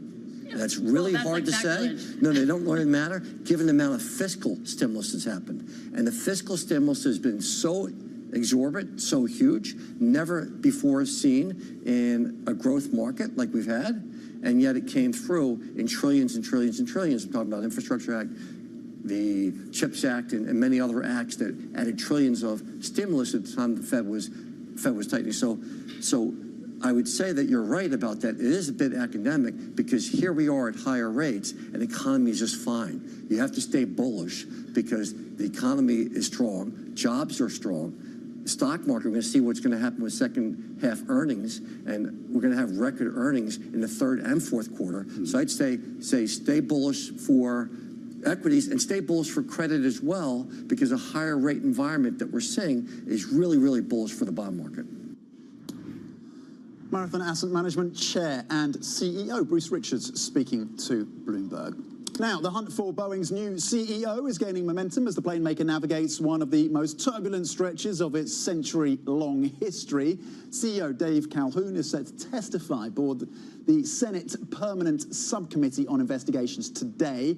U.S. senators are expected to accuse Boeing of putting profit before safety following that near-catastrophic accident on airborne 737 MAX 9 aircraft at the start of the year. Coming up, EU leaders postpone a deal on how to divide the bloc's top jobs as concerns over defence ripple across Europe amid the political turmoil in France. We bring you the details on that next. This is Bloomberg.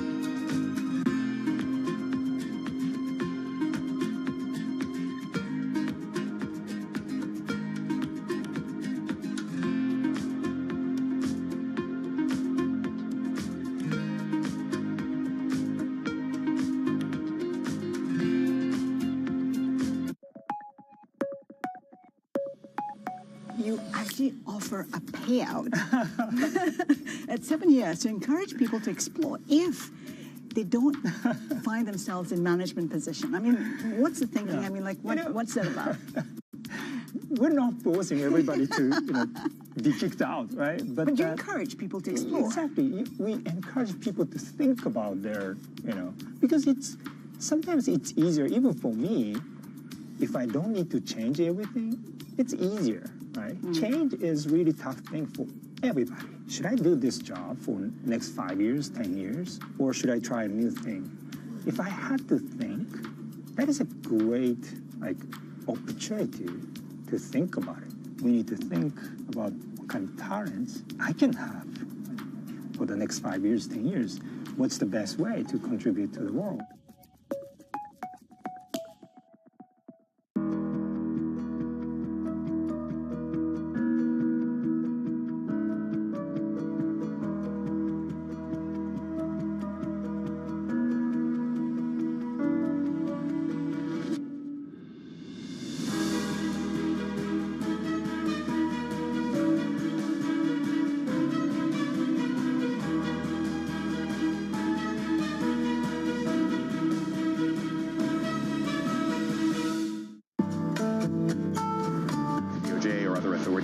Could face bigger challenges next. Fed was going to keep rating World Cup. This is a 3 as the economic picture covering the intersections of Hollywood, Silicon Valley, and beyond.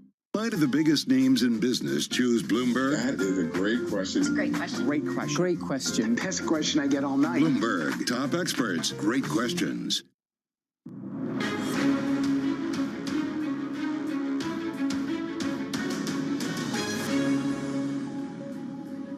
European stocks rise a modest 0.2% after a tech rally drives Wall Street to another record. The Fed's Patrick Harker backs the case for one rate cut later this year.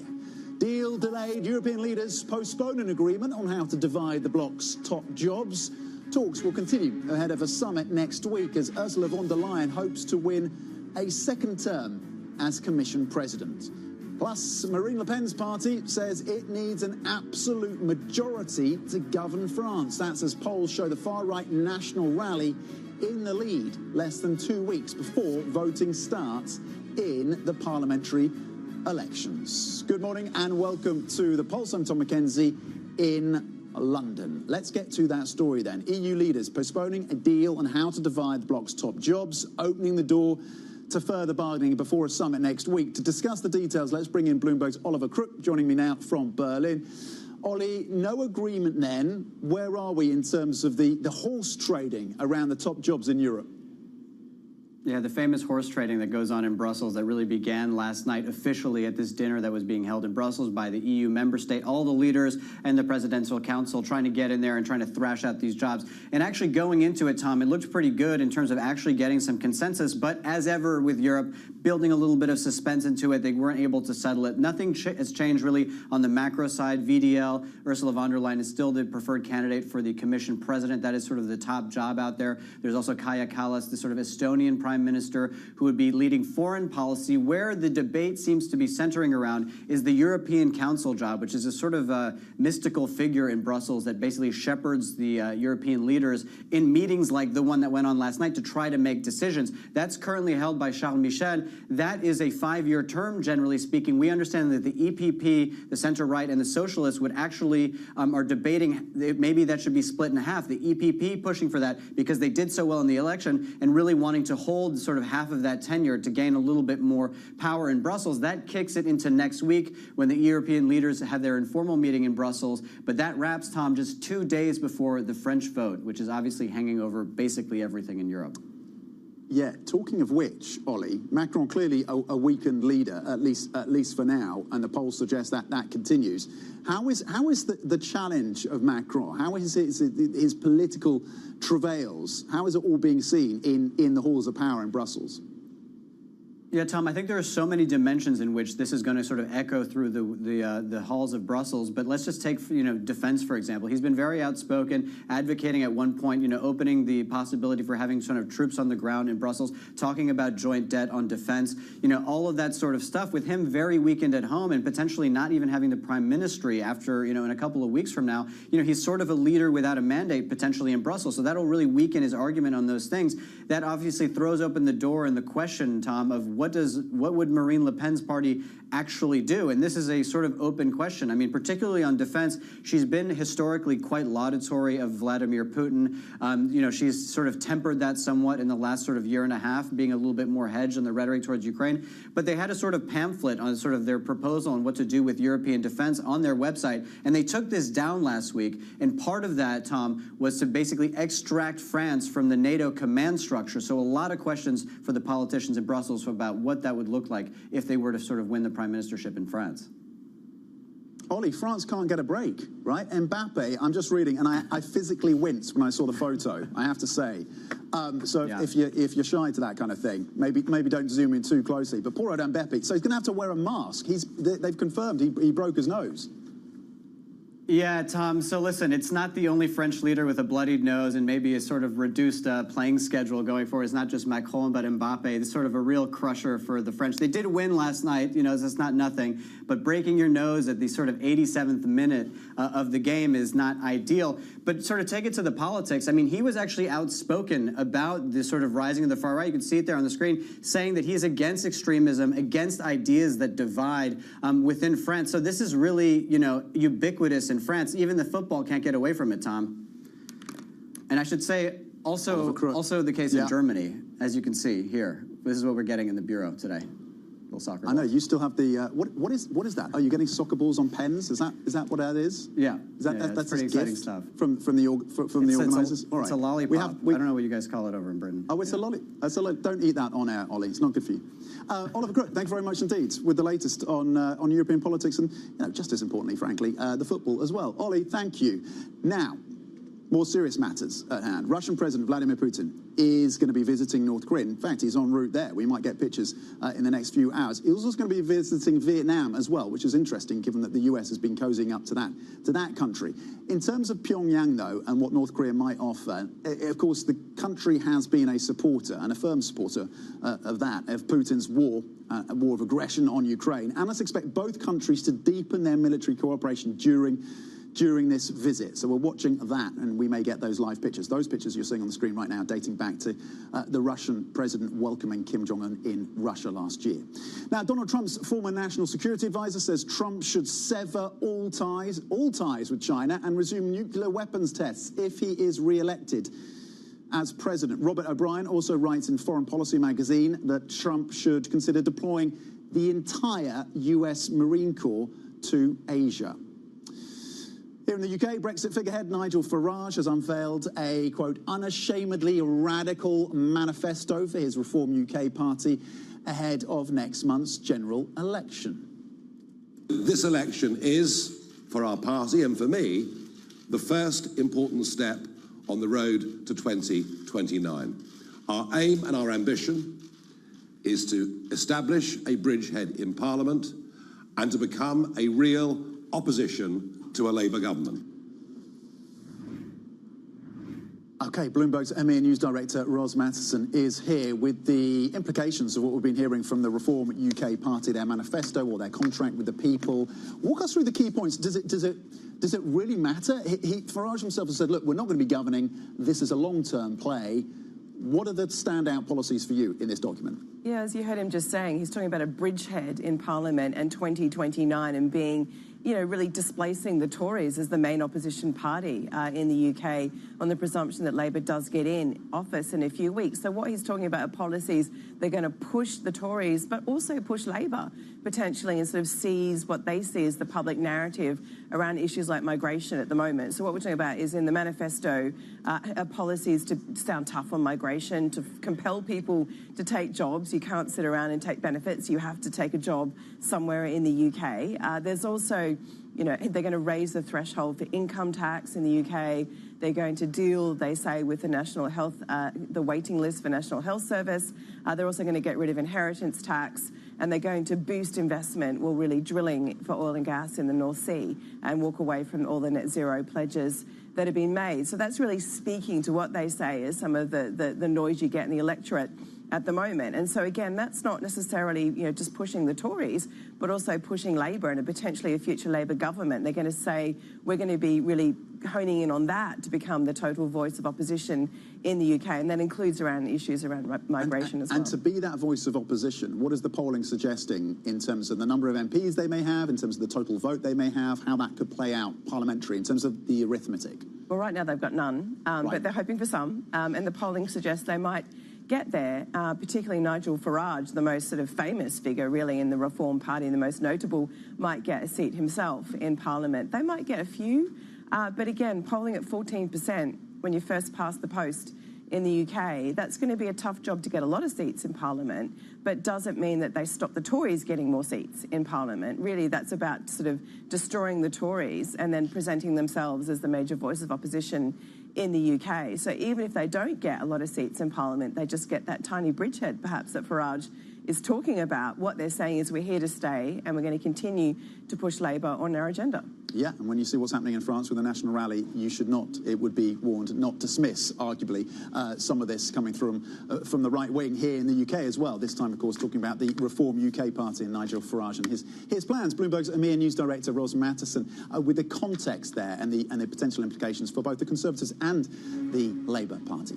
Coming up, France's far-right urges votes, talking of which, to give it an absolute majority in the country's snap elections. We discuss the possible scenarios next and what it could mean in terms of the policy agenda of France going forward. This is Bloomberg.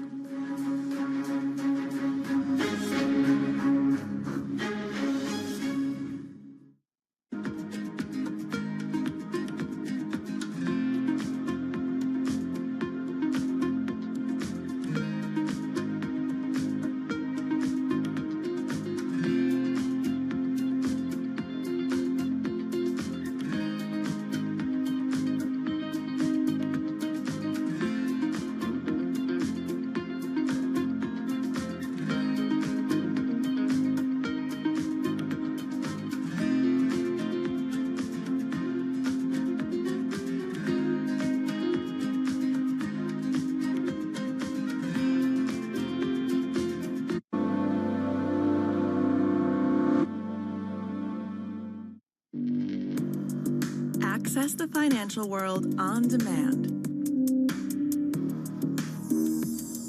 Hear from leading economists, policymakers, and industry experts via live and on-demand webinars, only from Bloomberg.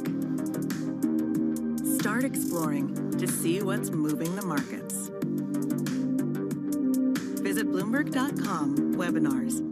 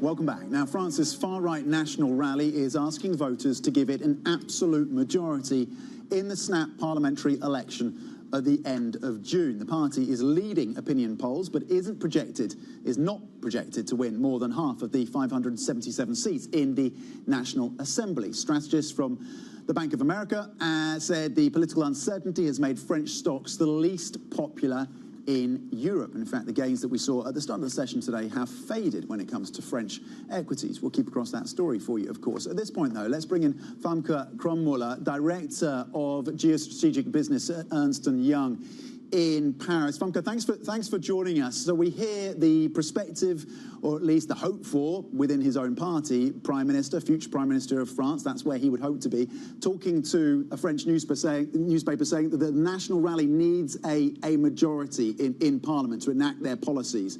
What would that mean in terms of the future policy of this French government post this election if the National Rally Party had a majority in Parliament? You've been outlining some of the various scenarios in terms of the arithmetic, the political arithmetic, and what the political consequences could be. Yes, so in my view, there are three plausible scenarios right now, and it's important to understand that out of the three, two scenarios actually have Bardella as Prime Minister of France. And contrary maybe to common perception, of course we have a semi-presidential system in France, but it does mean that the government has a lot of power. And so the Rassemblement National in charge of the government in France would mean that they have power, obviously, over the budget, which is important, set ministers, over civil service, and to pass the laws for which they get a majority in the Assemblée Nationale, France's parliament. Of course, the president will stay in power, and he will represent France abroad and has some authority over foreign policy and defense, but not exclusive, which means that there will need to be some type of working together with the Rassemblement National to determine what that looks like and if that's possible. But I think the bottom line that is very important to understand is that if they hold the government, they have a lot of power in the French political system.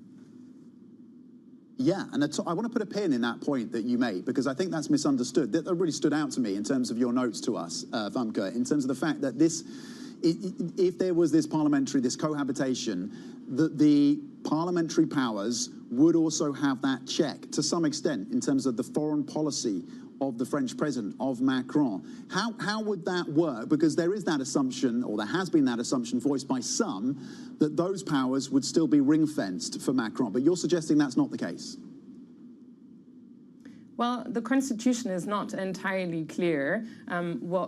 This is based on the fact that in the previous cohabitations that we've seen in the French system, there was that type of tacit agreement between prime minister and president that this was the way their responsibilities were divided.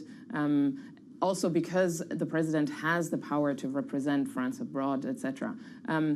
Now, I just think that in a context where the Constitution doesn't necessarily set this very clearly, this is open for interpretation, of course, by the people in power, and this is where it will be interesting to see how exactly this is interpreted in a cohabitation between President Macron and a Prime Minister Bardella.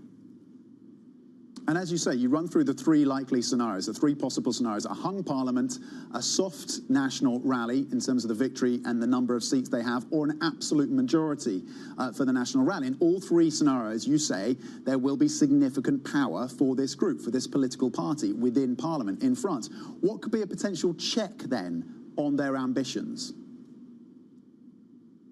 Well, the check on the ambitions is determined by how many members of parliament they manage to get elected in these legislative elections. So if they have absolute majority, that of course means that they have enough deputies to pass laws. This is when they have the most power. Then there is an intermediate situation where they are the biggest party but don't hold an absolute majority, which is the same situation to Macron's party before he dissolved the assembly, where they will need to forge coalitions in order to pass laws. I think that will be very difficult, but currently difficult also to predict given all the reorganization that's going on in the French political system right now. And then they will hold the least power if we end up in a hung parliament where it's not clear who manages to get a majority. Tomorrow, Wednesday, the European Commission is expected to name and shame, put on the naughty step, some countries that have overshot in terms of their budgets or flouted those budget rules. If France is included, and there's speculation that it will be, if it is included, would that benefit Le Pen or would it benefit Macron? To be honest, I don't think it will benefit anybody in this stage in the French system. Of course, Le Pen and the Rassemblement National will have a relatively easy time arguing that this is the result of previous governments. It is the result of Macron. Macron will argue he had no choice. It's the result of the COVID crisis, and he was trying to preserve purchasing power of the French, etc. But the Rassemblement National, from what we've seen in the past in terms of their program, and there is uncertainty now with regards to what their program will be because they haven't published their economic program for these elections, it relies a lot on spending or on reducing, for example, the VAT and things like that. So they would also, currently they're on a path where the expectation would be that they also continue to spend, and so it wouldn't benefit them either. Whoever will be in power will be constrained, in my view, by how the financial markets react to their program. Are we in the foothills of a potential existential crisis for the European Union? Well, let's say that definitely the fact that Macron is extremely weakened, whatever exactly happened, so I think this is one of the few certainties that we have at this stage, that is pretty bad news for the EU in a context where it needs to deal with important and urgent international crises. Of course, we have the war in Ukraine, but we have big other challenges with regards to other international relations. The EU needs to think about its competitiveness, about the energy transition, about many things that require bold action at the European level, and for that we have historically always needed a Franco-German alliance that works well, and I think it's pretty clear that at this stage, between a weakened Macron and a weakened German Chancellor Olaf Scholz, we can't rely on that anymore at the European level. Okay, Famke Krummüller from Ernst & Young with the analysis on the politics of France and the EU. Thank you very much indeed. Coming up, EU states push past opposition to adopt a controversial nature restoration law to restore nature across the bloc. We bring you the story on that next. This is Bloomberg.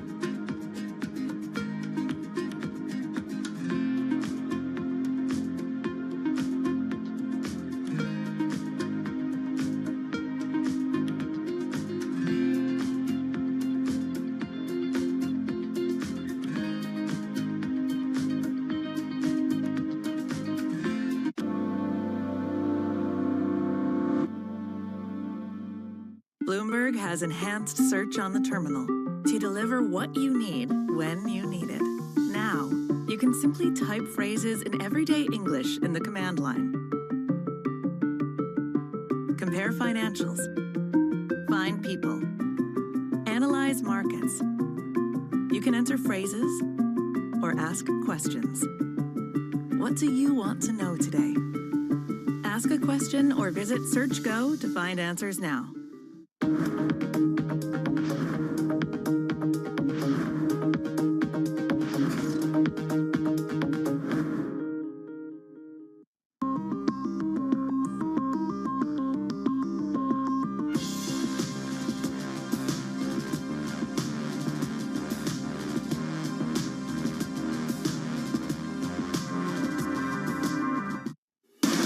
From the world of politics to the world of business, Every weekday on Bloomberg TV and radio, hosts Joe Matthew and Keely Lines deliver news, insight, and analysis from and about politics' biggest power players. The president has been clear that is non-negotiable. I mean, this is going to be an ugly, ugly year. Balance of Power, live around the world every weekday, only on Bloomberg Television and Radio. Context changes everything. Your fixed income fix. Watch Bloomberg Real Yield every Friday right here on Bloomberg. Context changes everything.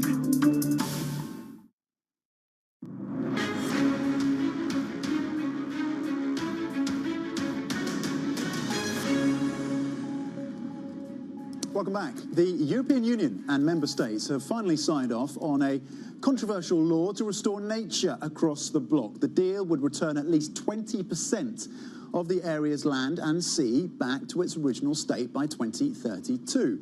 Joining me now for more on this is Bloomberg's Lyubov Pronina, who joins us out of Brussels. Lyubov, why has then this nature restoration law become so controversial? Why is it significant? Indeed, controversial is the word. Out of 50 laws that have been adopted since 2019, when the so-called Green Deal was announced, none have been as controversial. And as you rightly pointed out, this is the law to rewild or to restore at least 20% of the continent's land and sea to its original stand by the end of this decade. And it has really seen a very rocky path over the past 2 years. There was a major political agreement reached last year, but already for a much watered-down version. And then member states came in that pretty much blocked the deal, among them Hungary, Poland, Italy, also Nordic states that were really worried about the impact on their forestry industry. And basically the deal seemed pretty much dead, but then on Monday, yesterday, member states managed to approve the deal, so it was resolved. How did they get to that breakthrough then? As you say, this was a long-running source of contention. How did they manage to make progress and get this done? So it took literally one vote, one decisive vote to move it through. And what is interesting, it came from Austria's climate minister, who actually acted against the decision and the opinion of Austrian Chancellor, who said that he didn't give an agreement, a consent to this deal, and that he will actually challenge this decision. But as the climate minister said, it was really worth the fight. What does it mean? What are the implications for the rest of the EU's Green Deal? Because this is far bigger than a question of Austrian politics. This has ramifications for the Eurozone. Absolutely. As I said earlier, it was one of the 50 deals that were passed in the current legislative period to help the Green Deal evolve the continent to climate neutrality by 2050. And there were heated debates on banning the combustion engine vehicles and also renewable industry. We know that, for example, the plan to have the pesticide use was also a failure. But this managed to sail through, and the Green Deal will go ahead. We recently had elections in the European Parliament, and although Greens lost a few seats, the far-right parties didn't gain as much as was predicted, and we still have a very confident, very strong centrist majority, which actually supported the Green Deal 5 years ago. Bloomberg's Lyubov Pronina in Brussels, thank you very much indeed on the broader implications of this move out of Austria. European stocks posting gains so far in the session of just shy of 0.4%. The CAC 40 over in France is back in positive territory, posting gains of 0.2%. US futures are flat. Bloomberg Brief is ahead. This is Bloomberg.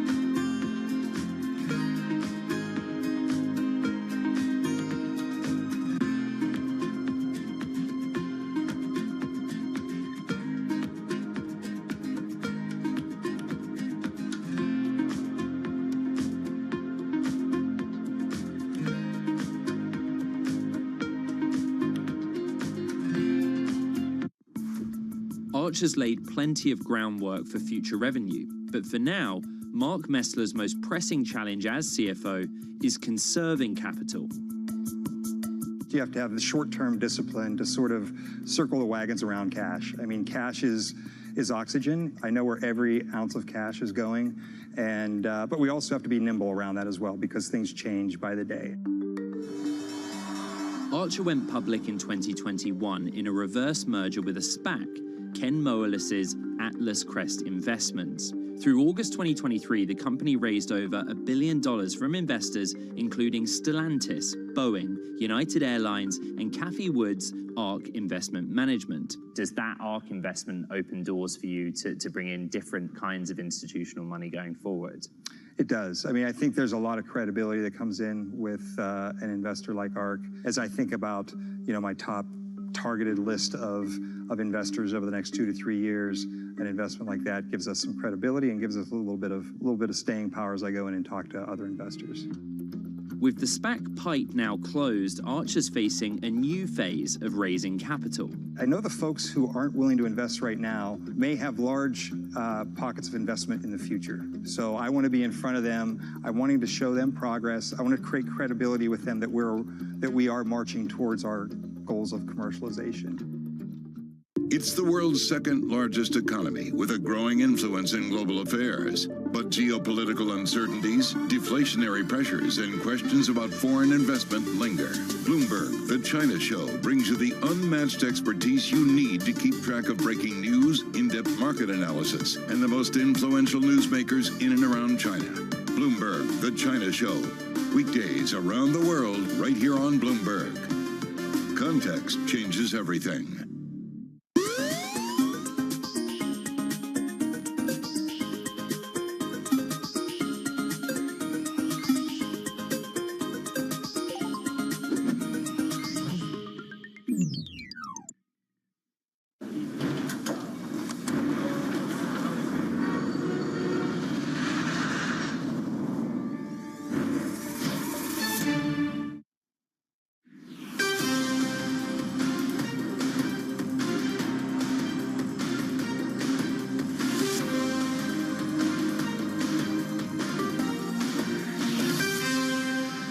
Good morning from our global headquarters in New York. I'm Manus Krainer. You're welcome to Bloomberg Brief. Let's set your agenda. Fresh record highs. Big tech pushes stocks to yet another all-time high for the 30th punch-out this year. Investors gear up for the retail sales and a marathon of Fed speak after the Philly Fed's Harker floats one and done from the Fed this year. Boeing CEO heads to Capitol Hill for a grilling from senators on the near-catastrophic accident on 737 MAX. A very good morning to you. We are bullish on these markets, the most bullish according to the Bank of America survey since November 2021. We are just punching them out. 30 record highs, and it was the Magnificent Seven. Again, a confluence of record highs there. The NASDAQ, look at that, splendid. 20,227 this morning. That is breaking 20,000 for the first time, and there's no sign of an abatement in that. In the Bank of America survey, the most crowded trade is tech. 69% exposure to tech. That is for the 15th month in a row. So that is about the concentration risk within this market. TSMC also up this morning. Citigroup raises the price target by 12%, talking about stronger earnings for them. TSMC at the bottom of your screen up 1.6%. Again, it is about the growth in the AI and the data centers there. The big tail risk from the survey is falling, and that is about higher inflation. Bank of America survey talks about the tail risk of higher inflation coming from 41% preoccupation down to mid-30s. But when it comes to the bond markets, Harker, again, joining Kashkari in that narrative, one and done. Jumbo corporate issuances, we're going home for Juneteenth in a couple of hours. 19 big issues came through. A little bit of a backup in yields, yesterday up by 5 basis points. BMO took their profits at 425. Barclays say, you want to sell at these levels. I give you the Aussie dollar because of the narrative from the RBA, which I go back to what Stephen Major has continuously said, which is the tech peloton. What happens in Australia is prescient. is very prescient for the rest of the global central banks. The central bank in Australia is proving resilient, moves to very high, talking about inflation, and they will be vigilant. That invoked a little bit of a bid to the Aussie dollar. So that's the state of play on markets. We've got this sort of huge swathe of enthusiasm for the equity markets, but it is about the Fed officials leaving their benchmark rate unchanged last week. We've got that. That's at a 2-decade high. But they trimmed their outlook for how much they expect to see in 2024. I mentioned the Philly Fed President, Patrick Harker, in the headlines he spoke yesterday on what he expects going forward. I had expected bumps in the road, but the Q1 2024 bump threatened to become a hill to climb. Yet, while the lack of progress toward the inflation target was concerning, inflation did not reignite. And while I remain very attentive to inflation risk, the latest inflation data have been quite promising that progress on disinflation has resumed. Well, meanwhile, Goldman Sachs is sticking with their original quote, writing this. Ultimately, the key driver of labor demand is economic activity, and the GDP growth has slowed meaningfully. We feel good about our forecast of 2 cuts in September and December. So, again, joining a chorus of a whole host of splits in this market between 1 rate cut, no rate cut from Apollo, 2 from Goldman Sachs. Ven Ram is with me this morning. Ven, good to have you alongside me this morning. Here we go. There's some big trigger points in these equity markets. 20,000 coming through on the NASDAQ, the S&P, the 30th record in a row. But again, I go back to the narrative from Bank of America's survey, which is the concentration risk is becoming ever more furious. 69% exposure in tech for the 15th month in a row. Absolutely, Manus. I mean, this is kind of going beyond worrisome levels. Okay, I mean, everyone understands the enthusiasm towards AI and its potential to boost productivity gains. But if you look at NASDAQ as a bunch of, long duration stocks, discount the cash flows that are going to come accrue in the future, bring them back to present value, and you use an earnings model to value them, what you see is that their fair value is somewhere around 13,000. So even with the AI-related enthusiasm, you could say, let's push up growth here by a couple of percentage points, and say you use a higher than average longer-term earnings forecast, earnings growth, and even then you would arrive at 15,000 thereabouts. So if you're nudging 20,000, that says something about how much valuations have run up. And this it's hard to say when this movie will end, but when it ends, whenever it ends, it's not going to end well. When this movie ends, man, I don't know. I mean, it's certainly, it's got a pretty strong underbelly in terms of the hegemony of the United States of America. Again, I go back to some of the narrative. You had this race to upgrade from Goldman's, from Evercore, from Citi. That was the narrative yesterday. But then I look at the long-short positioning from the hedge funds, and you've got to hand it to the hedge funds in terms of their positioning. This is Goldman Sachs data as well. Hedge funds cut their long-short leverage, cutting their leverage by the most since 2022. Now, you can argue that, look, the market has had such an amazing run-up, you're not that surprised that the hedges are cutting their leverage. We're going into the summer. There's a huge amount of tail risk now beginning to wag, isn't there? The French election just being one magnificent example of an unassumed tail risk. That deleveraging, Ven, how do you read that? Well, I mean, it's cautious positioning, as you said, going into the summer, and the markets have been glossing over political risk, and that's come to the fore now. So it's not surprising that they're doing that, because at these extremely elevated levels, we have reached a point of asymmetricity in returns, because increasingly it looks like a correction is in the offing, is what the doctor has ordered. So I mean, it's hard to see who's going to bid up stocks at these feverish levels. So it's not a big surprise what the hedge funds are doing.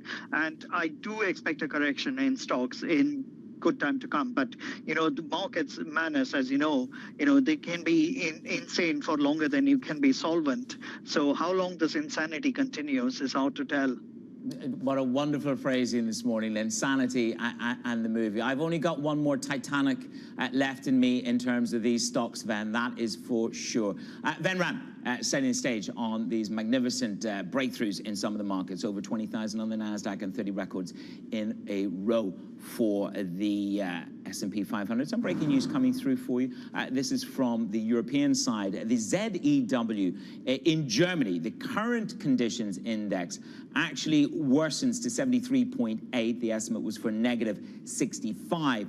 But the ZEW investor expectations rises to 47.5. Now, that had been penciled in to come back to 50. It hasn't quite made it there, but the expectations, the ZEW investor expectations rise to 51.3. So that's the German data for you. We'll see how that does. The euro, as you can see, that is much more about dollar strength than it is about euro weakness. Euro weakness, of course, is being driven predominantly by the uncertainty around France. So it's a toxic combination for the euro. Let's talk about Citi. We've got Jane Fraser. She will be on stage today. It's Investor Day at Citi. What is the ace up her sleeve? The bank's money-moving business, the pipework of Citi. You're right, it's not a glamorous business. It's been called the diamond in a rough by Mike Mayo. He's over at Wells Fargo. Here to talk to us about the story and what Jane Fraser can deliver is Jenny Serene. Jenny, good to see you this morning. You are UK and Middle East finance coverage. So here we are, the pipes. The global pipes that move our wages, that move our FX transfers around. There's nothing glamorous about it, but Citi does it very well. I think, that's exactly right. It might not be the most glamorous of businesses in terms of, what they're actually doing there. But from a Citigroup perspective, it's actually their most profitable business. And so, yes, that's why we have Jane Fraser kind of taking the stage today and really showing off what this business can do. It's definitely one of their lesser known businesses. So when you think of Citigroup, you really tend to think of the trading businesses or the investment banking businesses, or maybe you're carrying one of their credit cards in your wallet. But no, this is kind of the behind the scenes money mover that actually ends up being their most profitable business kind of quarter in and quarter out that investors have really come to appreciate about Citigroup in the past couple of years. I mean, Jane Fraser made it very clear. She was at a conference a little bit earlier on. There's earlier on in the year in March. There's nowhere to hide for anyone when it comes to accountability. Her target was to cut 20,000 jobs. She is a CEO very much in a hurry to deliver at pace. But then you look at what Mike Mayo's saying is that, she's got a lot to prove. And indeed, she could be either Banker of the Year next year or indeed fired by 2026. So it really is a crucial time for delivery for Fraser, isn't it? Yeah, I think that's exactly right. So this is a bank that their returns have long lagged their rivals like JP Morgan or Bank of America. And investors are getting pretty fed up. If you look at how their share price has traded over recent years, they're still trading far below book value, which is something that, Jane has talked publicly about being extremely disappointed with and wanting to turn around. And so she's aware that there's pretty deep-seated issues that these investors have. And so when you look at her today kind of showing off this business that really no one else on Wall Street has, you see her really trying to play to Citigroup's strengths here. And so when, trading can sometimes be on its back foot, investment banking has yet to materialize, credit cards are so beholden to what unemployment looks like or how consumers can keep up with their bills. This is a business that sort of just keeps chugging along and providing that regular revenue that investors just really crave. And so I think that's why you really see her leaning in here and really trying to put the focus on this Treasury Trade Solutions business, this security services businesses. These are just two things that kind of really together really provide that stability that investors are wanting. Yeah, but this is where really the globality of Citi in terms of its capacity around the world begins to shine, and it puts it really sort of head to head, I think, with HSBC, but perhaps even a little bit more global than that. Jenny, thank you very much. Jenny Serene, keeping us abreast. We'll check, of course, what's happening with Citi through the day, and we'll hear from the CFO, Mark Mason. He joins the team at 2 p.m. in New York, so a pretty important day for the whole team over at Citi. US lawmakers passed a TikTok ban following a series of briefings that remain classified. Now the app's Chinese owner is seizing on that secrecy in its high-stakes bid to overturn the new law. Joining me now is Bill Ferries. Bill, good to have you with me. So TikTok's strategy here, I mean, it's a bit of a high-wire act. They're actually going to push against closed-door briefings. This would be monumental if they make headway. But real pressure. Why such pressure this week for them? Right. This saga with TikTok is really hitting a peak this week, and it's set to continue in the months ahead.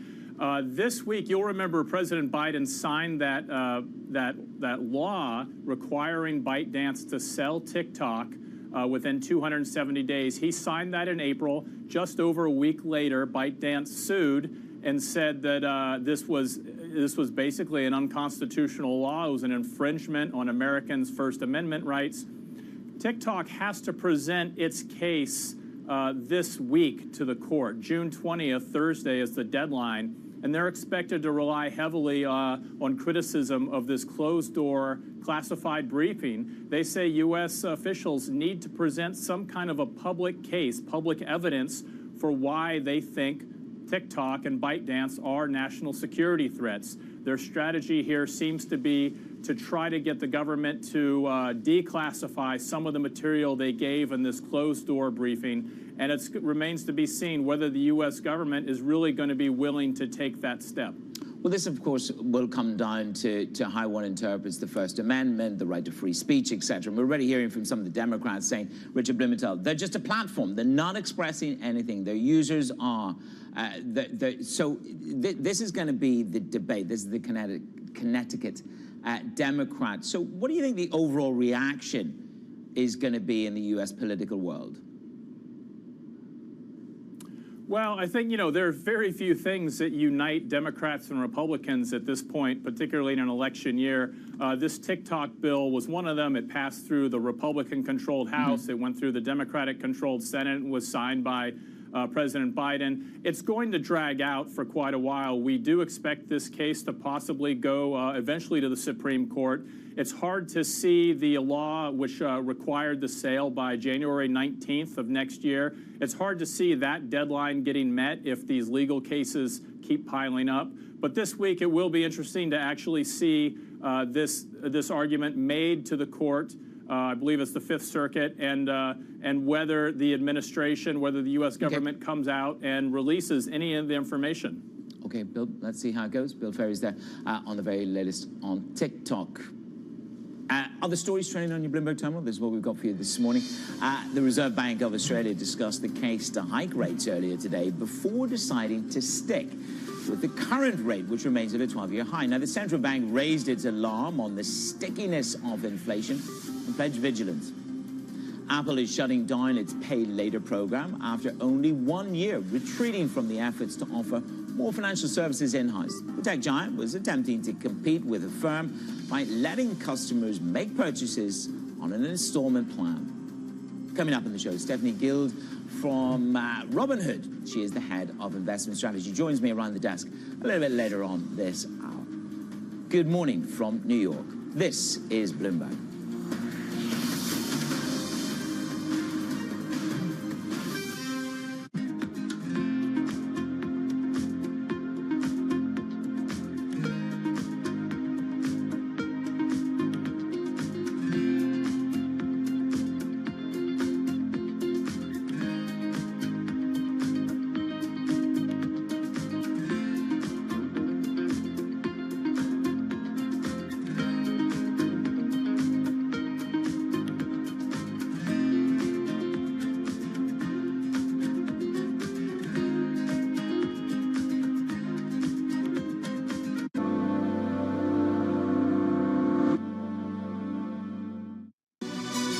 This is Bloomberg News Now. News when you want it at the touch of a button. Another volatile day on Wall Street. We're seeing big moves. All eyes on Capitol Hill as Democrats and Republicans prepare. Today's job numbers casting doubt on the Fed's next move. Inflation remains front and center. And that's news when you want it with Bloomberg News Now. Get it 24/7 on the Bloomberg Business app, Bloomberg.com, and anywhere you get your podcasts. Bloomberg News Now. Context changes everything. Middle East and Africa. Vibrant resources and high-yield investment opportunities abound. Join me on Horizons Middle East and Africa for the stories, newsmakers, and insight from this exciting region. Now weekdays, only on Bloomberg.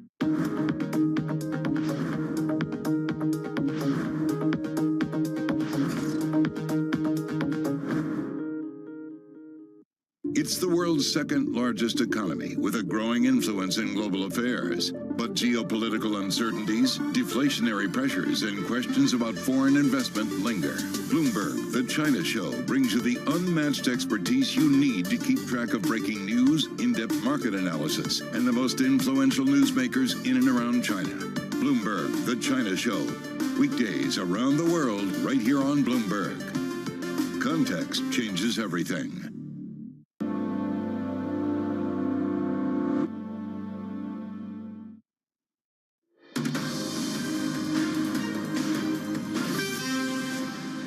It is Bloomberg Brief. I'm Menace Granny in New York.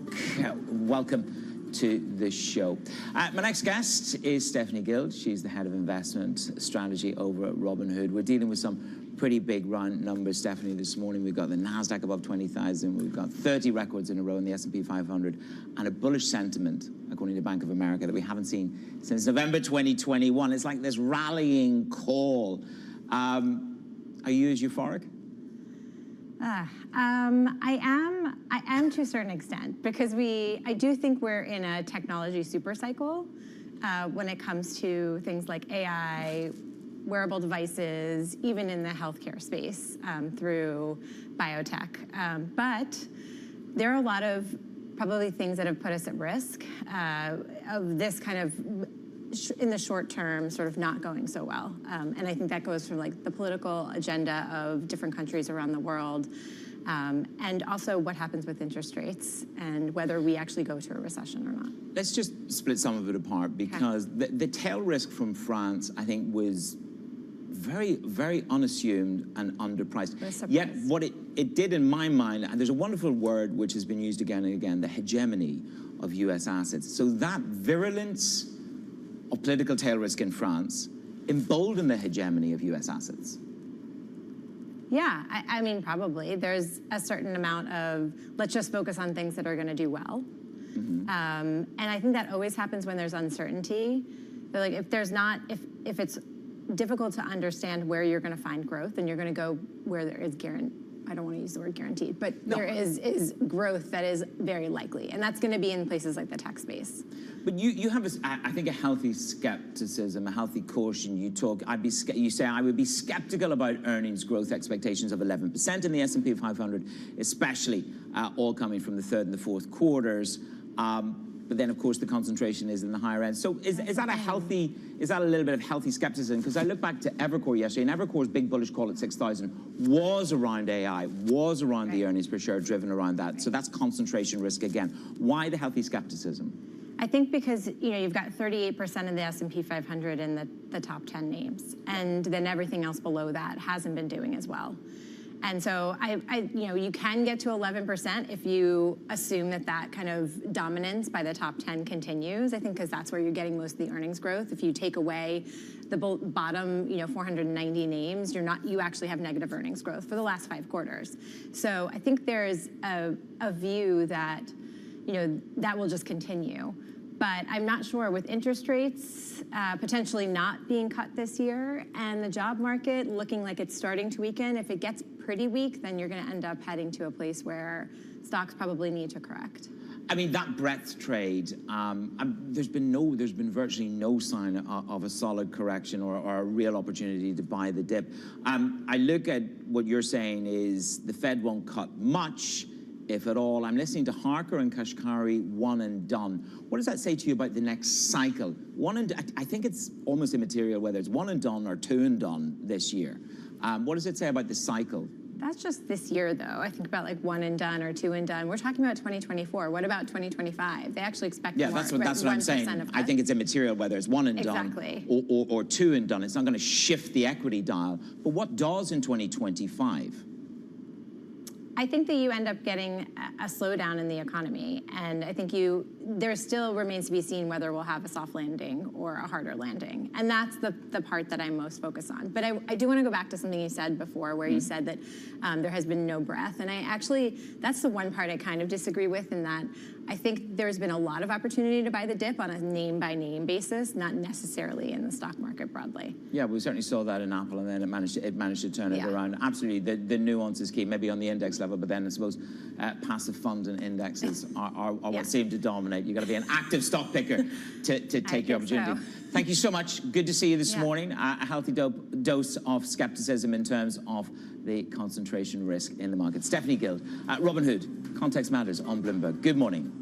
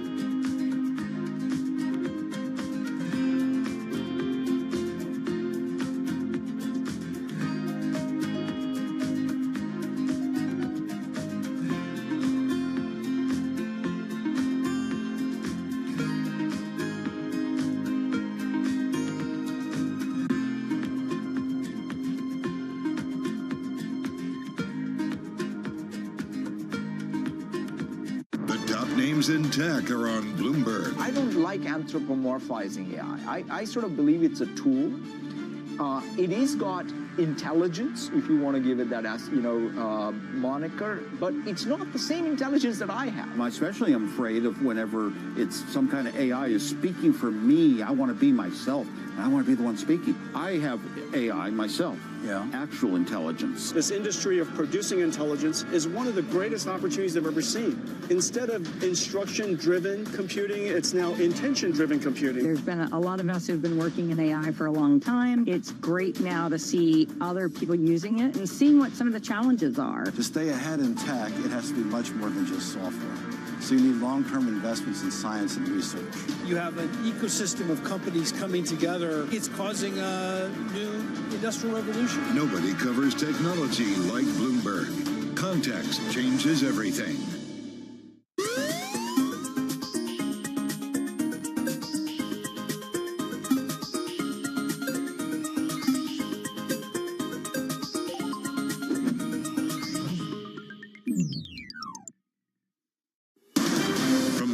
Politics to the world of business. Every weekday on Bloomberg TV and radio, hosts Joe Matthew and Keely Lines deliver news, insight, and analysis from and about politics' biggest power players. The president has been clear that is non-negotiable. This is going to be an ugly, ugly year. Balance of Power live around the world every weekday, only on Bloomberg Television and Radio. Context changes everything.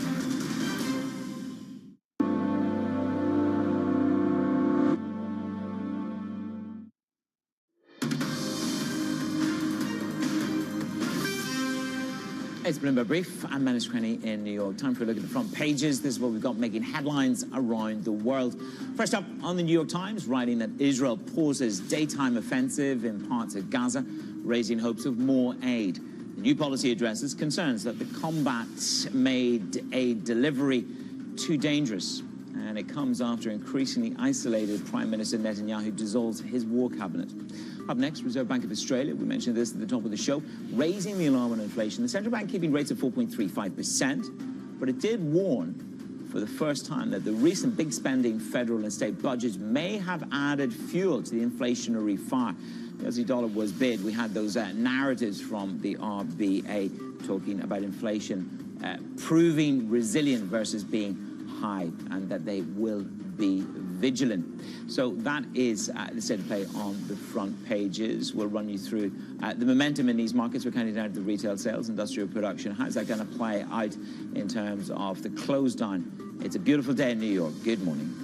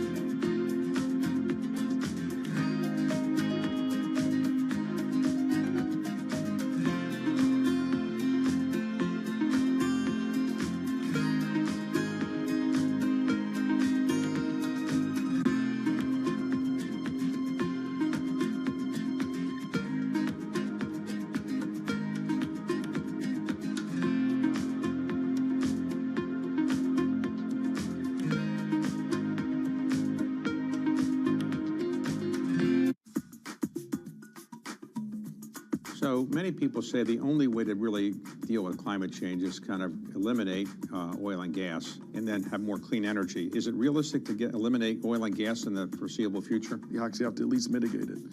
I think you have to bring a lot of it down and replace a lot of it, but you also have to, you can also have a huge impact by trying to do things like carbon capture and so forth, right, and around it. And it's going to take both approaches. Even today, greater than 80+% of the way the world operates around energy right now is still fossil fuels, you know, when you kind of look at it. And probably what's more striking is the fact that the demand for it is going up every year. Things like solar or wind, it's nice and environmentally friendly, but really it's not going to produce enough energy to really replace oil and gas in my lifetime, I assume, right? Well, not by itself. So let me just say, solar and wind are critical components. You need, this is going to be sort of a collective effort with a lot of different technologies that are each going to come in and take their piece. What we do at Breakthrough, we look at technologies that could produce half a gigaton, remove half a gigaton of carbon a year. And the way to think about that number is we have to remove, say, 100 half a gigatons, you know, a year in terms of what we have to replace.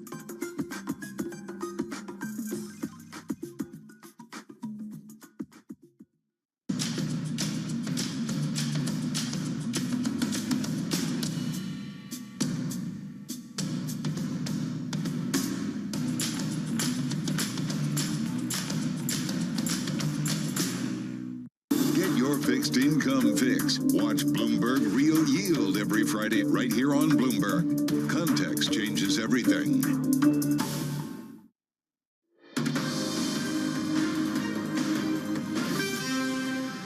From our global headquarters in New York, I'm Manus Crenny. Let's set your agenda.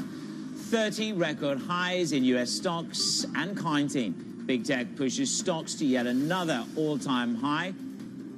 Investors gear up for retail sales and a marathon of Fed speak as the Philly Fed's Harker floats one and done for rate cuts this year. Boeing CEO heads to Capitol Hill for a grilling from senators on the near-catastrophic accidents on 737 MAX. A very good morning. Welcome to the show. This is what we've got for you in terms of the equity markets. We're in the green on the S&P 500, 55.46. You're looking at 30 records in a row. My last guest from Robinhood Markets suggested that there were opportunities to buy the individual dips, maybe not at the index level. Bank of America, the most bullish we've been since November 2021. Some of the individual stocks that are on the move for you. By the way, the NASDAQ careering ahead above 20,000. That is, again, another mega record in the NASDAQ. What you have got, however, is, of course, TSMC. We have a nice bump for them. We've got Citigroup raising the price target by 12%. TSMC up 1.73% this morning. Huge concentration in tech. No shock there. It is the most concentrated trade, according to Bank of America. 69% of investors are concentrated there for the 15th month in a row. In terms of the rest of the markets, you've had that headline from Harker joining Kashkari in the one-and-done camp for the bond market. A little bit of a backup in yields yesterday. We're up 1 basis point this morning. We saw quite a significant 19 jumbo corporate issuances coming through yesterday. So there's a little bit of hedging went through on the books. BMO took their profits. They ran all the way down to 425. They took profit on their bond yields as it dropped to that level. And Barclays are sellers of bonds at these levels. Aussie dollar flat. It was a little bit better bid as the RBA considered hikes, and they talked about vigilance in terms of the inflation narrative. So the traders are gearing up for the retail sales number. That's out at 8:30 a.m. Eastern time, as well as the central bank decisions from the Bank of England, the Bank of Japan, both announcing this week. Enda Curran is with me. So we've got a little bit of a frisky break after Juneteenth tomorrow. And good to see you this morning. When you look at this market, when you look at where we are with retail sales, we've had a number of indications from the stocks that there's a bifurcation in retail. So set me up for the data today. Well, the retail sales today are supposed to be reasonably upbeat, showing consumers bounced back in the month of May, Manus, after a bit of a lull in April. Now, there are a few reasons for that. There was a holiday in May. There's been a lot of store discounting. People are looking at discounting by the big auto dealers as well. The inflation data showed price cutting in certain areas like electronics, for example. So all told, that's expected to show that the retail sales came in on a positive side for the month. However, under the bonnet, as you mentioned, a lot of analysts are still talking about increasing credit card debt, the fact that consumers have run down their pandemic era savings.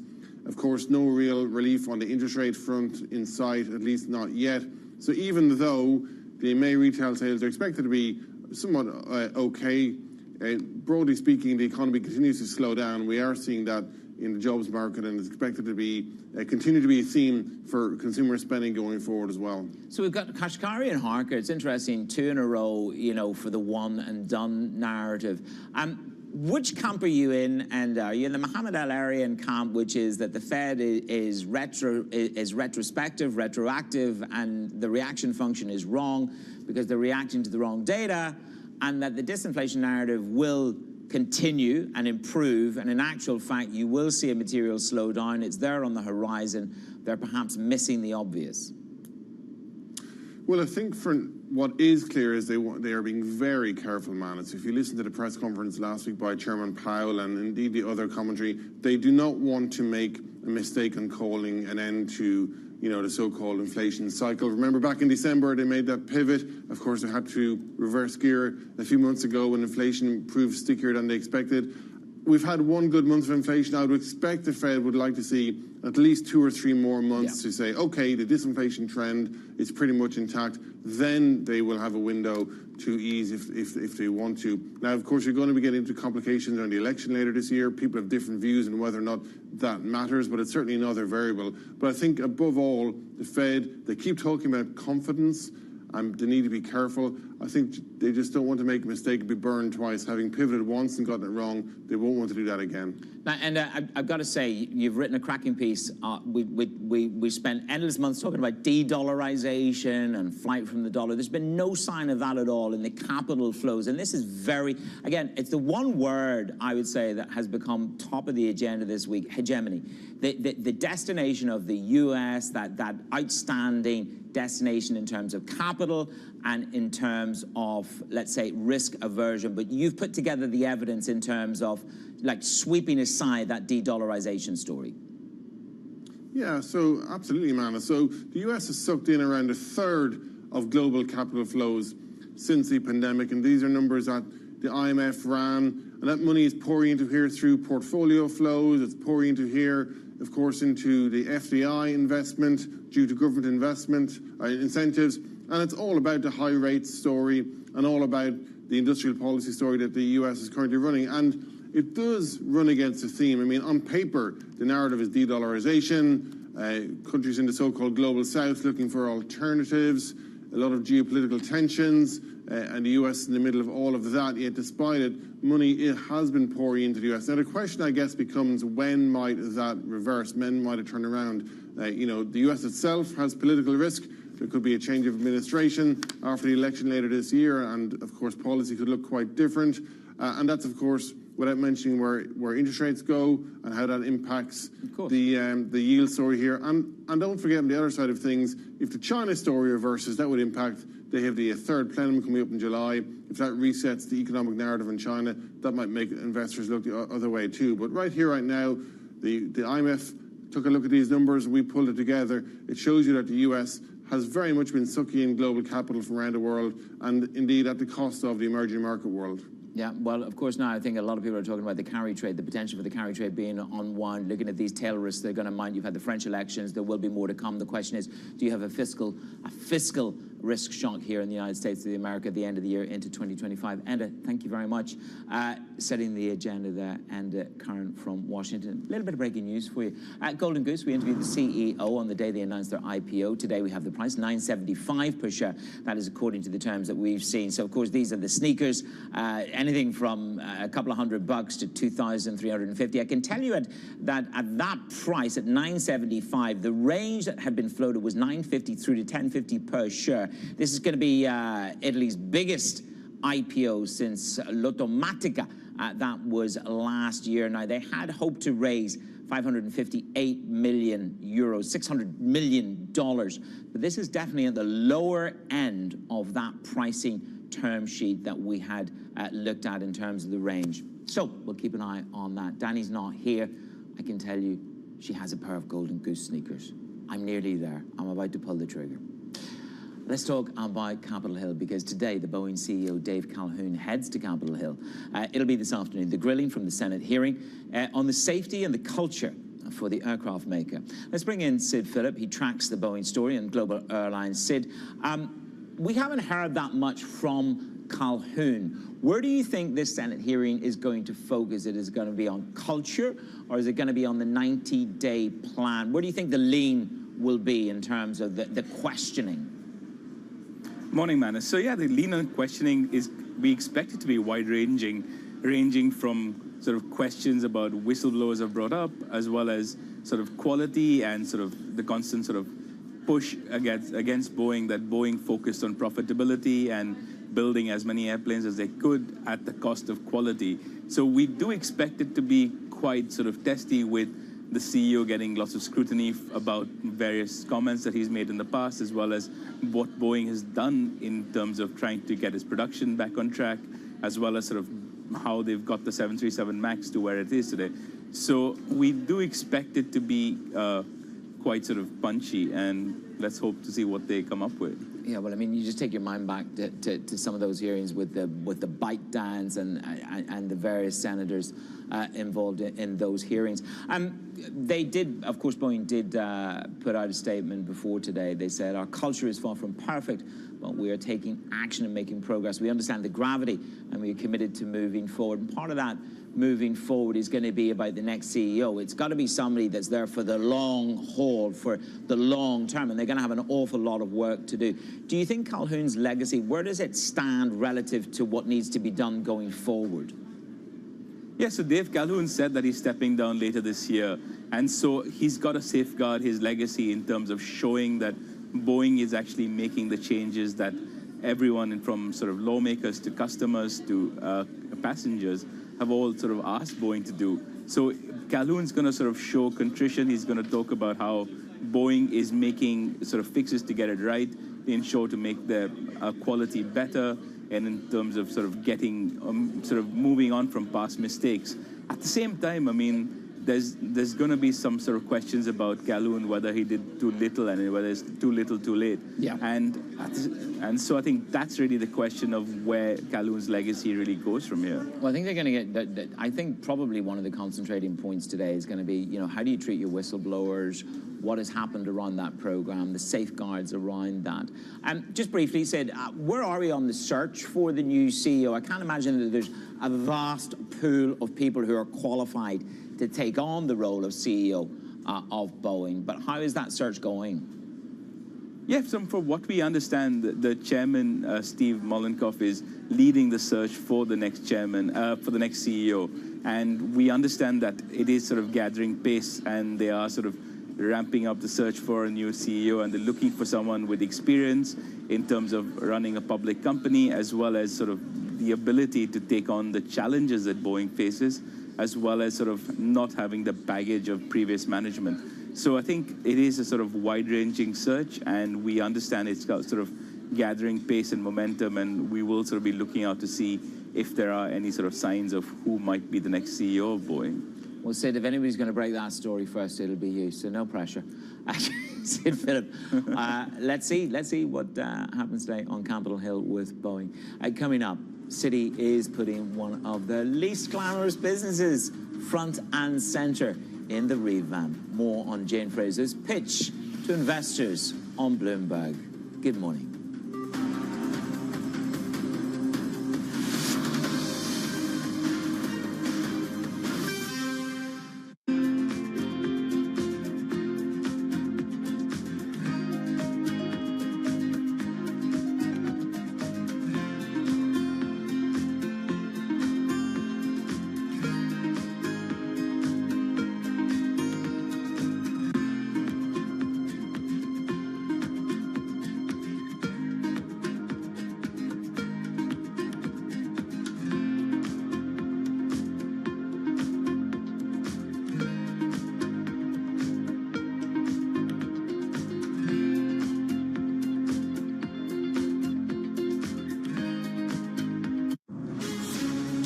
From the beating heart of global finance, economics, and politics, and wherever newsmakers are moving markets, Bloomberg brings you conversations that allow for deep discussions and important insights. What do you think the future is for inflation? Is this new normal? Are markets too optimistic? How do you worry about the things that are outside your control? How does the current fighting completely stop?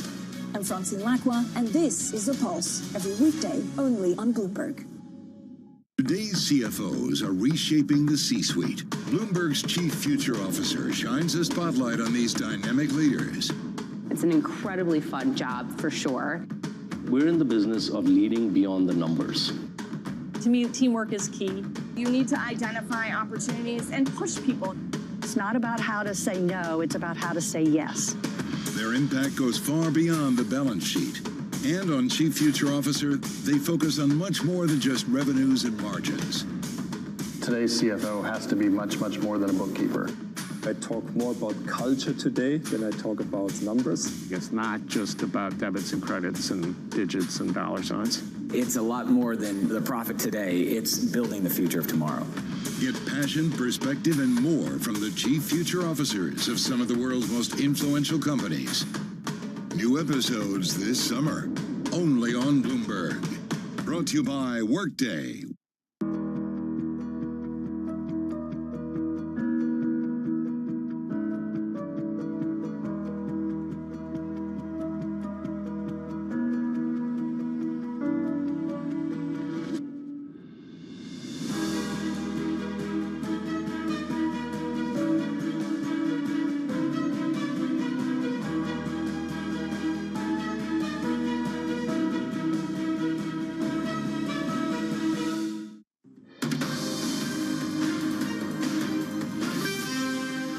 It is Bloomberg Brief. I'm Menace Cranny in New York. Well, the Fed's Patrick Harker may think it's appropriate for only one cut this year. Goldman, though, they're sticking with the original call. Jan Hatzius writes this. Ultimately, the key driver of labor demand is economic activity, and GDP growth has slowed meaningfully. We feel good about our forecast of 2 cuts in September and December. We have our macro strategist, Simon White. He joins me now. Simon, it's interesting. That's Goldman's into Harker Kashkari, one and done. I opened the Bank of America survey. Let me just read this to you. 8%, just 8% of the Bank of America survey say no Fed cuts in the next 12 months, but 8 out of 10. This is the interesting one. 8 out of 10 investors expect 2 to 3 more cuts, with the first one on September the 18th. So again, the market is saying something very, very different from the Fed. Yeah, well, I think the Fed kind of threw the cat amongst the pigeons back in December when they did this kind of very unexpected pivot. You know, the market was already priced in 4 or 5 cuts, and you know, the Fed came out and they were, you know, more dovish. So they already had the cuts priced in. There was no real kind of reason why they needed to turn up the dovish dial, but yet they did. I think they were premature in believing that inflation would come back to where they wanted to come back to. Of course, they were kind of wrong-footed by that in the first few months of this year. And now we're in a situation where, you know, I think from the economic perspective, yeah, okay, the job market is showing some signs of slowing.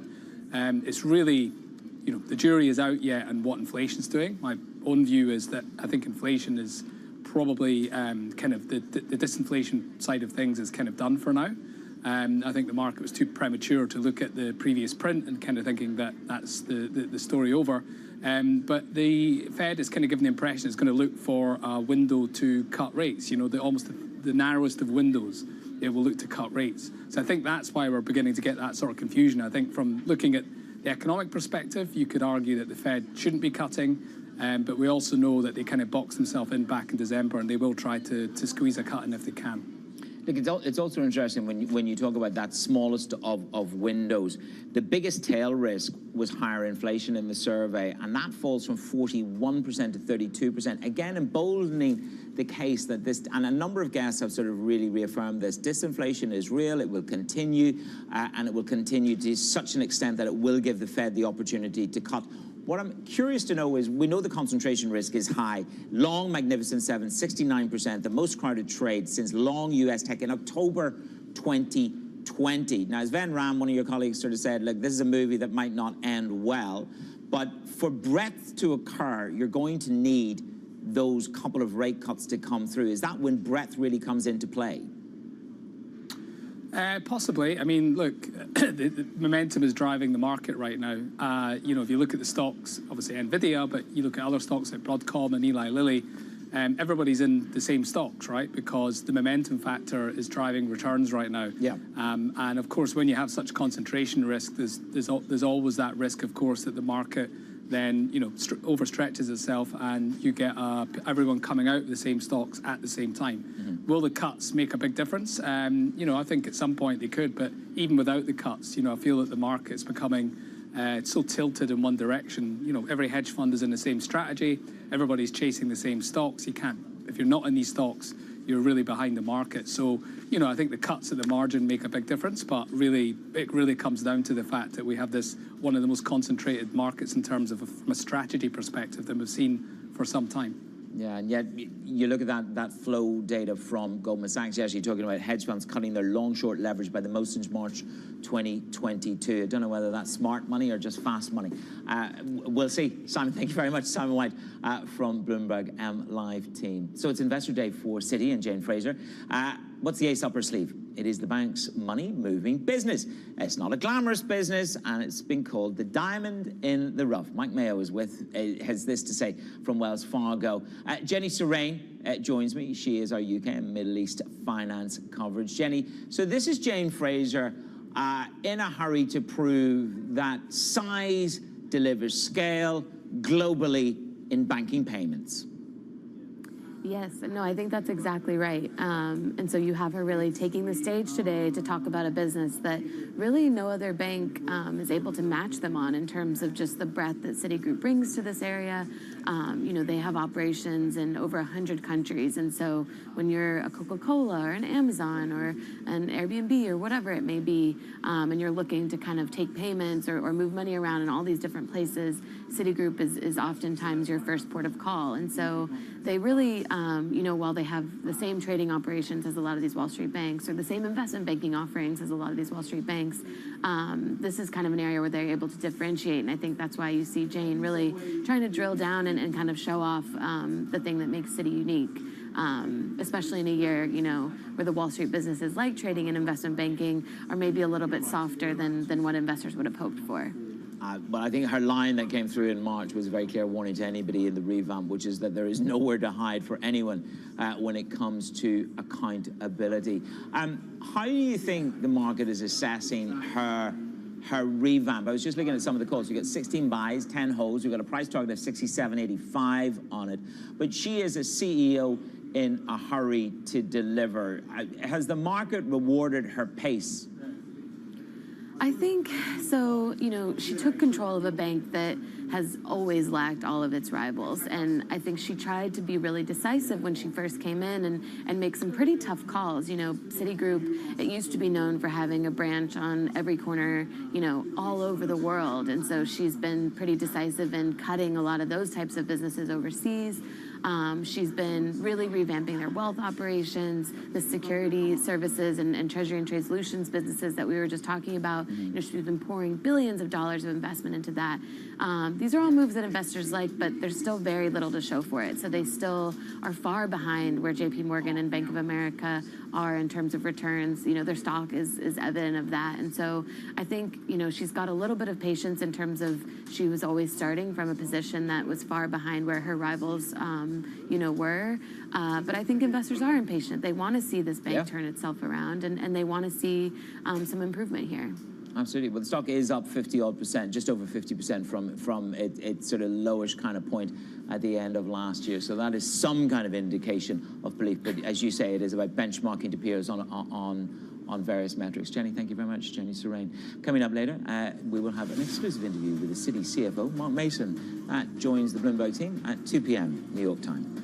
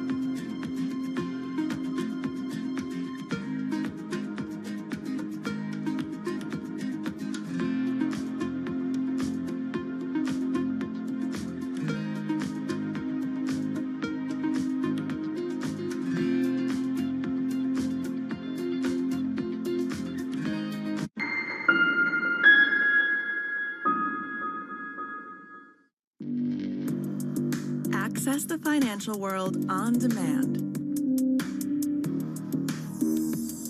Hear from leading economists, policymakers, and industry experts via live and on-demand webinars, only from Bloomberg.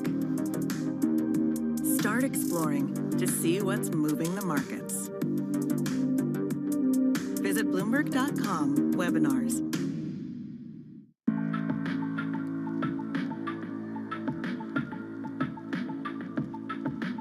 This is Bloomberg.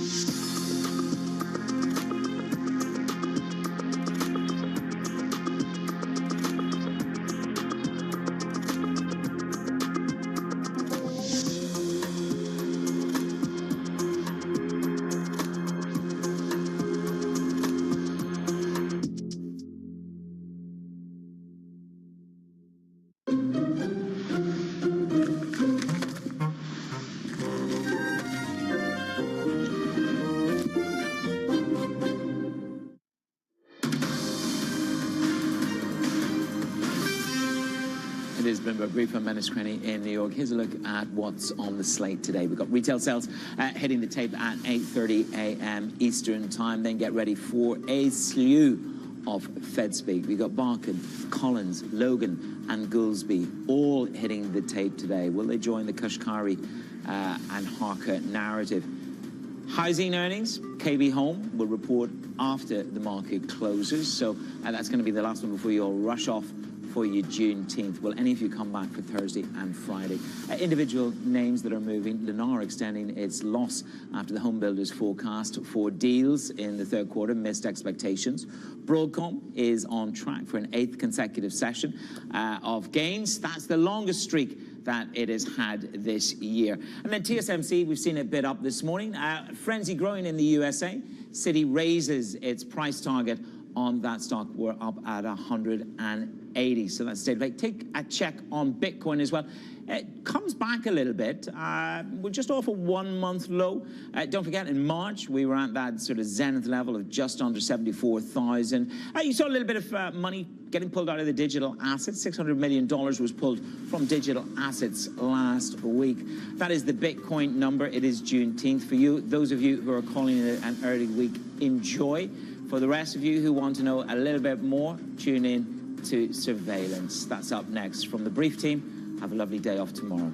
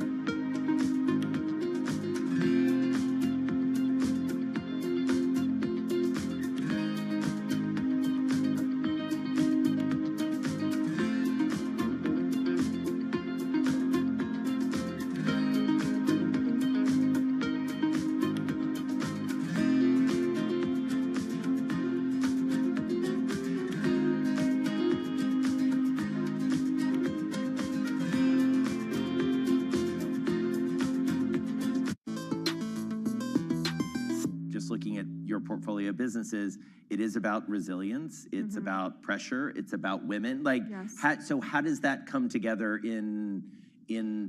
how does it manifest in the deals that you're doing now?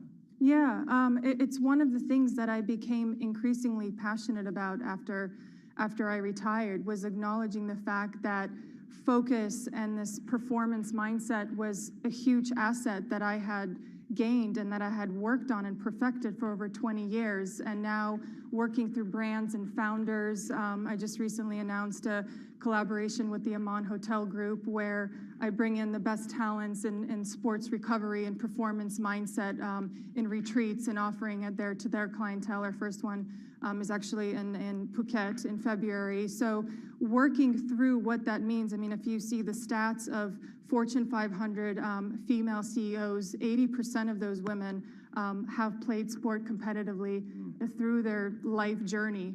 And all those skill sets that they've built, to me, they were part of this first chapter, right? But how do they now apply to everything else I'm doing? And I'm so curious and interested in how I can bring that to the audience now and make it more mainstream and accessible.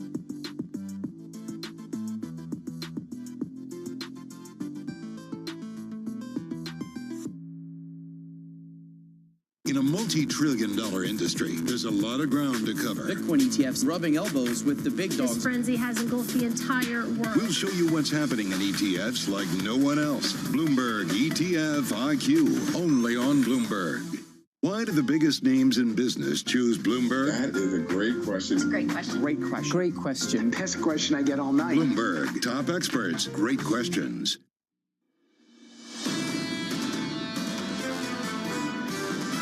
The market this week wants better data. It wants to be assured that the economy really is strong. The incoming data has been unstable enough that has kind of reflected itself in the instability of the markets. This is a normal economy. You're not going to make straight A's every quarter. You're going to have some weakness here and there. Risk assets have just cruised through this whole thing, and they ignore the volatility. I think in general, looking at this all very holistically, it's really going the way that the Fed would like it. This is Bloomberg Surveillance with Jonathan Farrow, Lisa Abramowitz, and Anne-Marie Hordern. So is this what bullish looks like? Good morning. Welcome back. This is Bloomberg Surveillance for our audience worldwide. Today, we have Anne-Marie Hordern. We have Danny Berger. John Farrow is still on his tour of a warm and beautiful place. Well-deserved break off. I started by saying, is this what bullish looks like? Because yesterday we had the 30th record high for the S&P 500. And yet you can see it's completely bifurcated, still led by the same stocks. And it raises this question, Danny. Is this as good as it gets? Is this true optimism? It is a discomfort in this rally. You can see it in the language that analysts are using. So Citi yesterday upgrades their S&P 500 target. This is what Scott Cronert said in it, that traditional macro-determined target setting seems inappropriate. They're no longer using tried and true tests for this. In the past, when we think we've come up with a newfangled way to understand this market, it usually was a bubble. And what people have felt is, if this is a bubble, I want in. Basically, the fund manager survey from Bank of America, the latest one, comes out. Sentiment most bullish since November 2021. What are they bullish on, Anne-Marie? It's the same thing they've been bullish on all year. Mag 7, the story hasn't changed. And with cash levels and money market funds, they say at a 3-year low, they're most bullish. As you say, November 2021, cash funds currently have about $6.1 trillion in assets. Their long best trades is the Mag 7. Microsoft, NVIDIA now stand at 69%. This is the most crowded trade in history. What I think is a little bit more interesting is the fund survey when it comes to Europe. Curb your enthusiasm, what they say. Remember there was this window and this thought, maybe it's time that we can get a little bit more exposure to Europe. Well, the political upheaval in Europe has basically shut the door on that, and everyone's starting to stay away.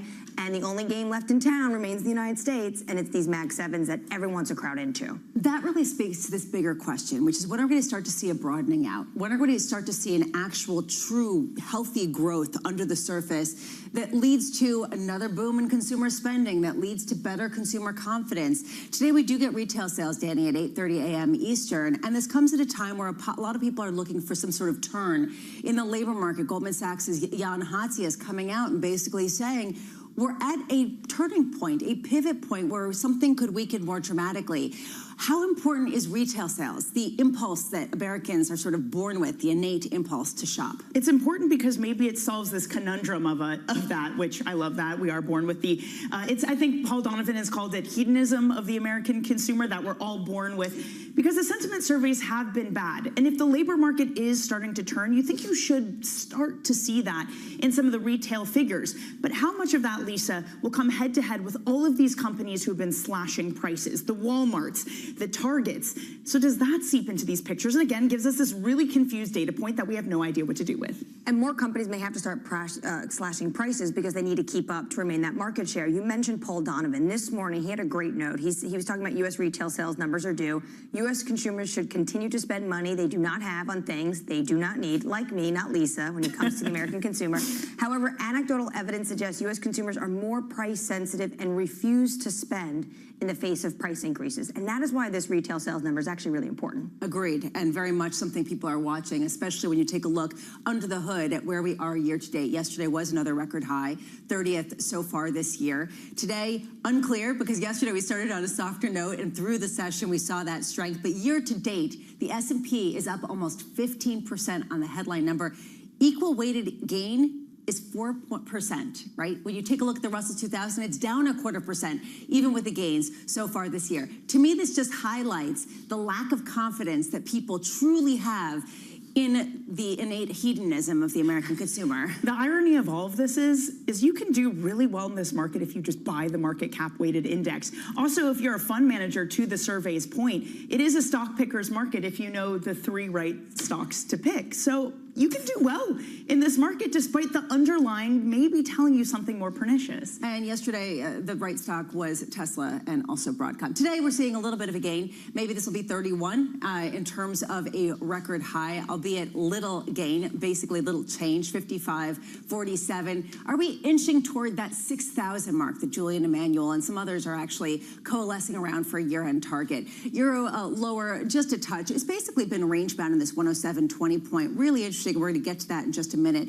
The Euro-US divide and how that's shifted over the past couple of weeks. 10-year yields up just marginally after actually a significant sell-off yesterday. More on that later with respect to corporate issuance and how that really affected things. And crude near the highest level going back to April as people start to wonder what this increased bullishness does to demand and also the heat wave that is waving over the United States. Coming up, Citi's Beata Manthi on why she's downgrading European stocks to neutral, to Anne-Marie's point. Laura Rame of FS Investments, and why she expects 10-year treasuries to retest 5% this year.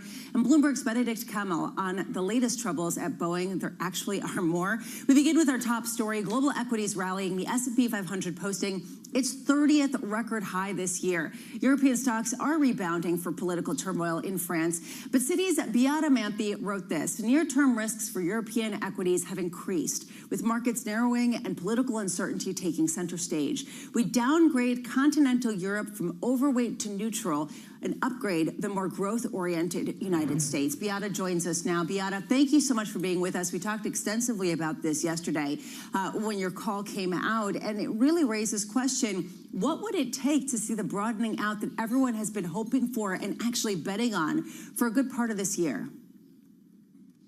Great to be here, Lisa. Hello, everyone. So we've been bullish Europe since second half of last year, and it's been playing quite well for us. But of course, this narrowing that has started to happen already in May out of the US, there are signs of contagion into narrowing in Europe as well. So it's not narrowing is not necessarily a bear case scenario. It doesn't mean down market, but the issue is that 50% of S&P comes from growth. In Europe, it's only 15%. So narrowing into growth makes a difference, drives the S&P higher, while not necessarily drives as much high for Eurostoxx 50 or the broader European index. Now, in terms of broadening, and that's really the base case for outperformance of Europe. Europe is more cyclical, so it's a more conducive environment for Europe to outperform when markets broaden. It needs to come from the data, right? Perhaps some more clarification about the political risks in Europe. It will take a few weeks. A bit more of narrowing into the mega cap tech stocks or growth stocks overall, and we'll be looking out into the reporting seasons for signs that this earnings recovery positive earnings story that has been underpinning the rally up to now in Europe is actually continuing. One caveat, we produce these earnings revision indices that you guys widely comment on and publish on Bloomberg. We've been pointing out that Europe has been the brightest spot there. Analysts have been continuing to upgrade earnings in Europe since March, since pre-reporting season.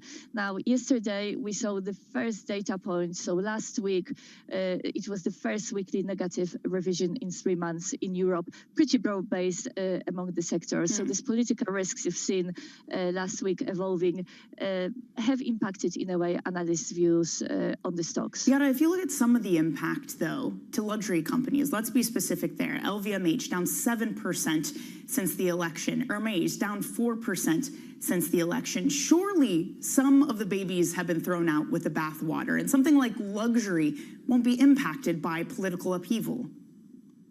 Absolutely, there is most of the revenues coming for the luxury space coming from abroad. So of course we've had the market reaction of selling everything French last week. But a caveat is that we find that actually CAC 40.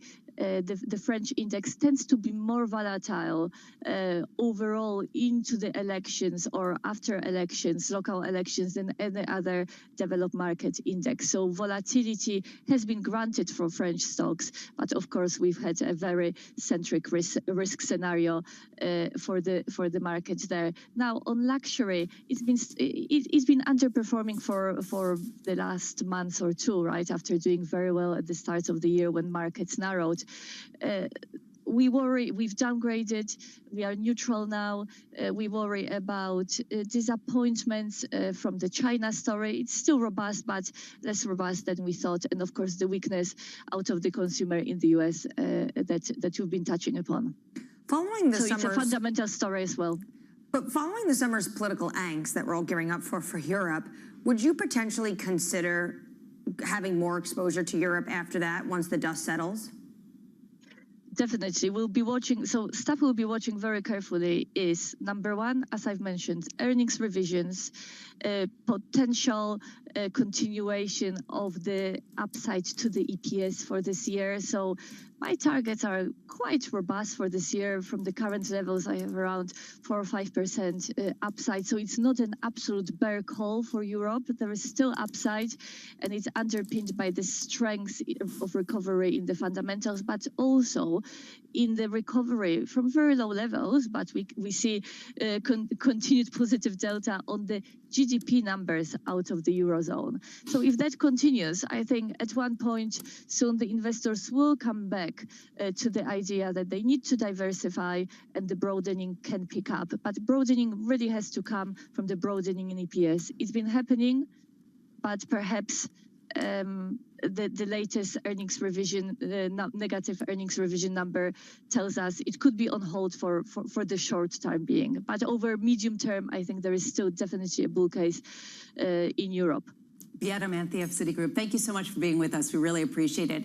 And a really interesting call yesterday. This whole idea of a political risk gets kind of raised when it comes to proposals that we've had a hard time nailing down from a number of the different rhetoric that we've heard from both candidates. The latest being from Trump's former national security advisor, Robert O'Brien, who went in an article on Foreign Affairs saying basically he wants Trump, if he gets elected again, to cut off ties entirely with China and to restart nuclear testing.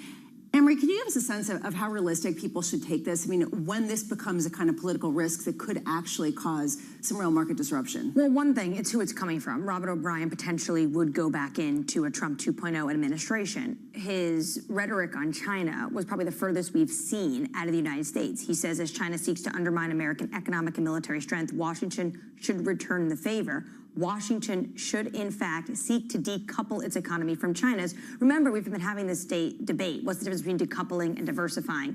Trump 2.0 looks like they want to ratchet that up and go to full-on decoupling, which, to our guest's point, this is where some of the issues are when you look at some of these luxury names. When China goes for the retaliation, it's in pork, right? It's going to be in these luxury names. And this potentially is going to get a little bit more heated if we get a Trump administration. And this just goes back to the point of how 2025 is just so confusing, how it's so hard to wrap our head around, because we have heard these proposals from Camp Trump, for example, loss of independence for the Fed, and you quickly get someone who comes out and says, no, that's not really what he's thinking. It's this drip feed of suggestions and rebuttals that, again, adds to a very confused 25 for what the economy will be doing and what policy will be ultimately. Yeah, well, we'll be talking about this extensively. When we ask people how you're pricing it in, they're saying, we're watching it. Not maybe pricing it in yet, because you really can't, but we're watching it. Right now, let's get to an update on stories elsewhere this morning. Here is your Bloomberg Brief with Yahira Hackes. Yahira. Hi, Lisa. More trouble for Boeing. The plane maker may have installed bad parts in its 737 MAX aircraft, according to a whistleblower. A Boeing quality inspector alleging the company mishandled and lost hundreds of faulty parts for the planes, some of which he fears may have been installed on new planes. This is according to allegations made public by a Senate subcommittee. This coming as Boeing CEO Dave Calhoun is scheduled to testify on Capitol Hill today. The countdown is on for ByteDance to lay out its reasons for suing the U.S. government over the new law requiring it to sell TikTok. ByteDance must file legal briefs by Thursday. One of its main arguments will be that Congress never provided public proof of a national security threat to justify a ban. And Hong Kong will allow trading during typhoons. The decades-long practice of shutting its markets during major storms will end on September 23rd. The closures were seen as increasingly antiquated after the pandemic showed markets could function with most workers stuck at home. Hong Kong gets 5 to 8 typhoons each year. That's your Bloomberg Brief. Lisa? Thank you so much, Yahira. Up next, the data-dependent market.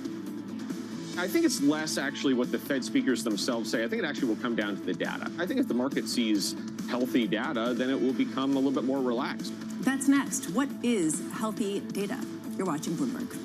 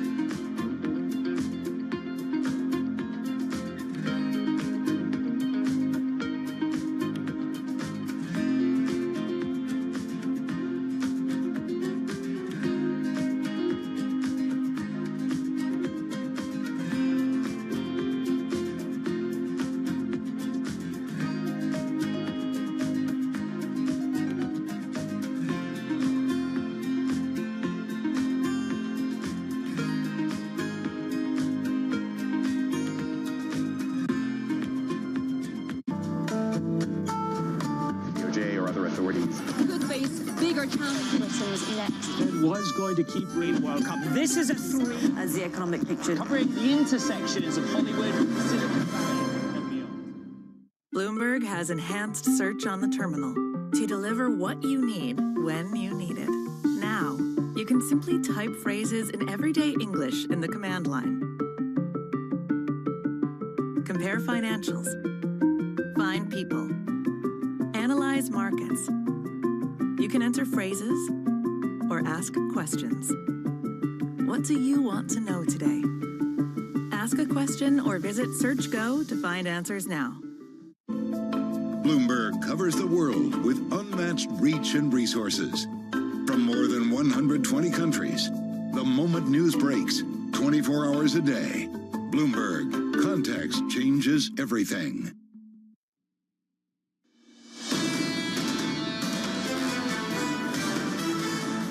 Good morning, welcome back. This is Bloomberg Surveillance on a day when we do get retail sales. Sort of a key question mark around this bullish tilt that we've seen to the market. Can it broaden out? Do we see a resilient consumer, or are the cracks more substantial? S&P futures maybe they climb to a 31st record high by the end of today. A lot can happen. It seems, though, like as the closer we get to the end of the day, the more stocks tend to rally. Euro losing a little bit of ground to the dollar, 107.20. 10-year yields just up a touch, but yesterday a pretty significant sell-off. 10-year yields hovering near 430, 429.25, and crude off a little bit today, but yesterday a significant increase and closed at the highest levels going back to April. Under surveillance this morning, the data-dependent market.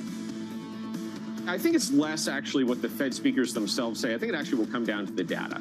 I think, we have retail sales, we have industrial production. I think if the market sees healthy data, then it will become a little bit more relaxed. It will say, okay, that's fine. The economy is still humming along, inflation's coming down.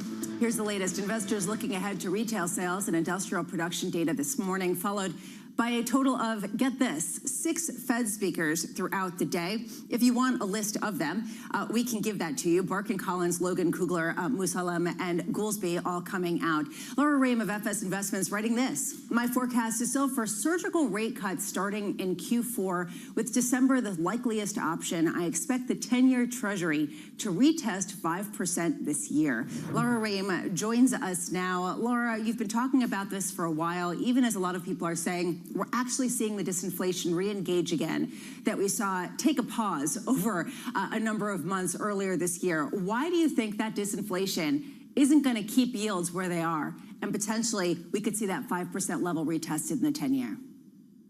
Because we're actually still seeing quite robust growth. And I think, if we get the impossible dream, which is the Goldilocks scenario of a soft landing, that has to imply the yield curve renormalizing to some degree. It's still so deeply inverted. And, in this world where, the Fed achieves the goal that is so elusive, that renormalization to me includes some surgical rate cuts and a drift higher in long-term yields. The Treasury has been rolling our deficit as ostensibly at 3 to 6 month bill auctions, and they're going to have to push that out.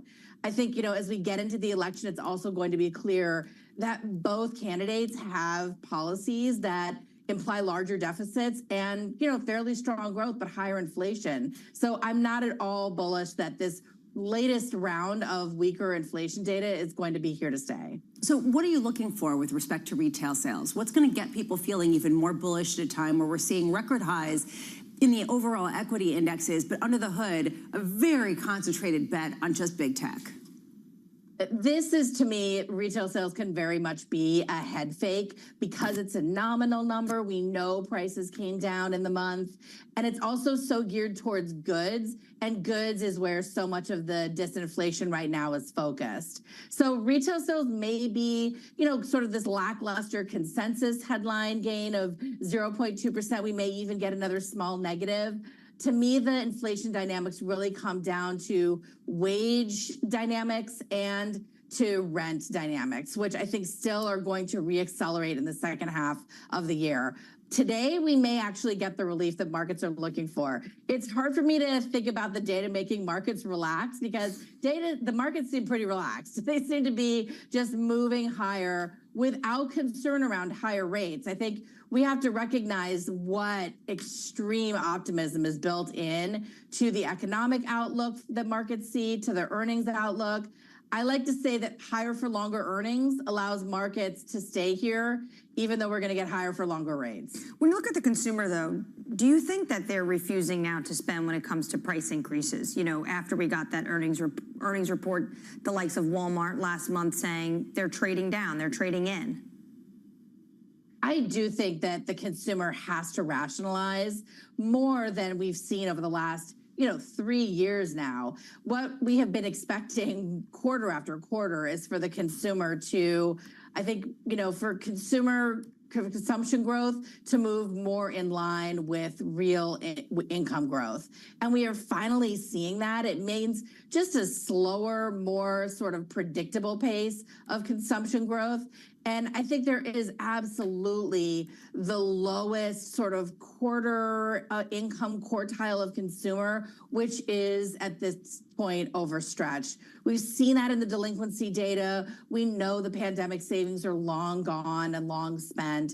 So I think there is going to be sort of at the macro level, a paring back of consumption and pockets of consumption that could turn out to be weak. I don't think it's enough to really push us into some kind of economic contraction, but that overall GDP number will look more like 2% this quarter, not 2.5% when inventories are taken out. So slower growth, still inflation there, just one cut. Laura, I wonder then if this can sustain itself. Leveraged loans in the U.S., defaults were below 6% for the first time last month.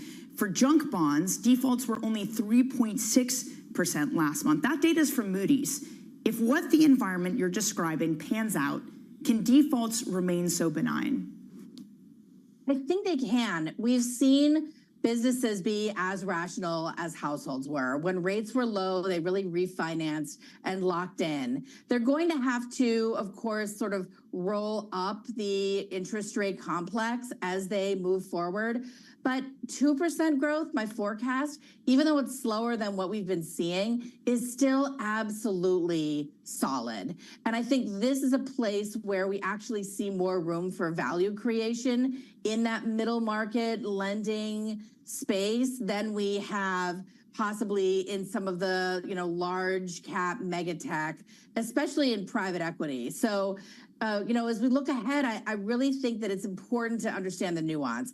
Some moderation in growth is absolutely solid enough for that big middle market engine of the economy to perform well and to maintain really solid corporate fundamentals. When you talk about the head fake of retail sales, I wonder how much lower gas prices factors into this. We saw that in some of the recent inflation data as well, just in terms of gasoline prices having fallen so much. They're now ticking upward. We're seeing gas prices and, frankly, oil prices increase in the face of a potential heat wave. What's the trigger point for that to really change the narrative in a much more significant way? Well, and this is where I think we forget that a lot of the disinflation, right? A lot of the goods price declines have already happened. Autos were the source, the sort of the original pain point for inflation back in the pandemic, and they've come down really significantly. I think we'll continue to see some, moderation or some deflation coming from that sector. But, right now, that's really already happened. We've gotten the benefit of that. So looking ahead, I think it does turn more to services. Gas prices are such a psychological piece for the consumer. $5 per gallon seems to be a pain point at which the consumer just really feels it in their monthly budget, and consumer sentiment drops. We're far away from that now. And unless we get some crazy outlier event like a storm, I think we're going to be okay going into the summer driving season. Laura Rame of FS Investments, thank you. There's another reason we're going to be okay in driving season, and it's called the Strategic Election Reserve. The Strategic Petroleum Reserve, potentially. Amos Hochstein signaling they could tap it. I mean, we're getting close to $4 a gallon when you look at AAA. That is going to unnerve the White House. Goldman yesterday, they're saying Brent is set to ride modestly. August peak, $86 a barrel. All I can say is I hear the hum of the air conditioners just sort of like ramping up the symphony in the city. It's hot in New York. We're getting ready for. Rather sit in an AC car than outside at a restaurant this week, I think. I mean, I think a lot of people would agree. I think a lot of people are going to be at the beach. Some people might be at the movie watching Inside Out 2 if they've never been to a movie theater since the pandemic. Coming up, Stephen Meyer of the New York City Retirement Systems. Don't miss this. This is Bloomberg.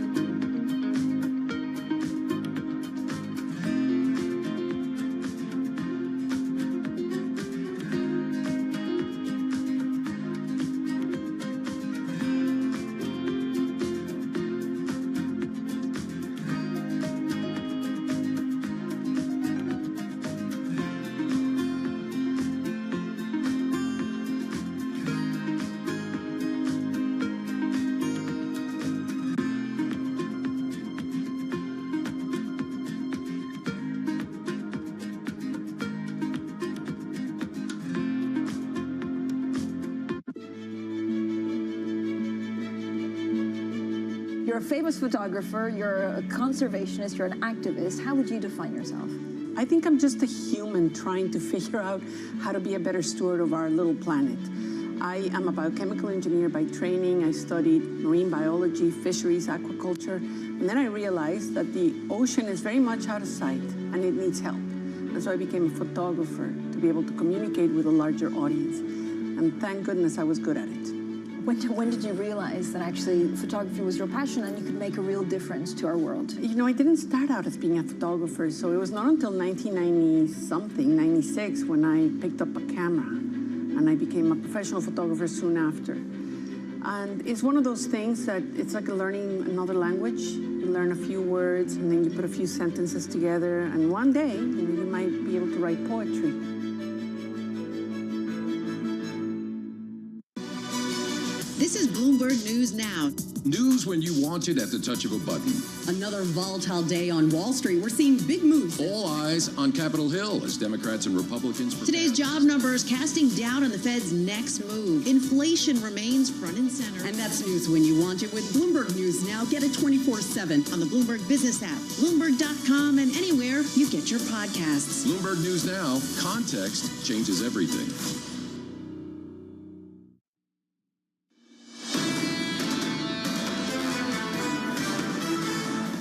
Make it the 31st day of a record close in the U.S. stock market. Welcome back. This is Bloomberg Surveillance. We are seeing a bit of a lift. When I say a bit, it really is an emphasis on bit, less than 0.1% increase. Nonetheless, fully crossed that 5,500 level in the S&P futures. NASDAQ outperforming as it's wants to do because that is how things have gone pretty much all year, up about 0.25%. The Russell 2000 also very much on ground, down by 0.25%. And I want to pause here for 1 second, Danny. To me, this is one of the most interesting divergences. The Russell 2000 can't get a bid and people aren't interested in it right now, even though it is down on the year despite the almost 15% gain on the headline number of the S&P 500. The problem is there's been so many head fakes this year. We started this year with this huge call that small caps would do well. They had a bit of a rally in December. That proved untrue. With the economy doing well, we said earnings are fine. The overall market can hold up. That proved to be untrue. I think investors have been burned one too many times.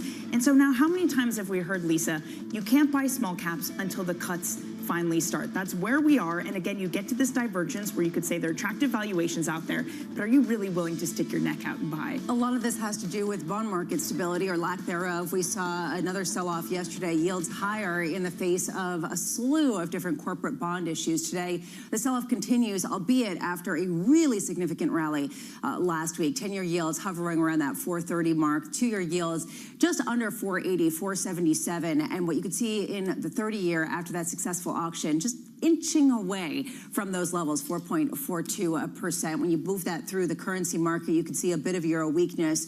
It really has taken a hit after this divergence last week with the French election, the snap election being called today, 107, 108. Under surveillance this morning, guess what? There are more problems for Boeing. I know, a shocker. A whistleblower claiming hundreds of faulty parts were mishandled and may have been installed on new 737 MAX planes. The news coming ahead of CEO Dave Calhoun's scheduled testimony before a Senate panel later today. It seems like the news, Anne-Marie, just keeps getting worse and worse.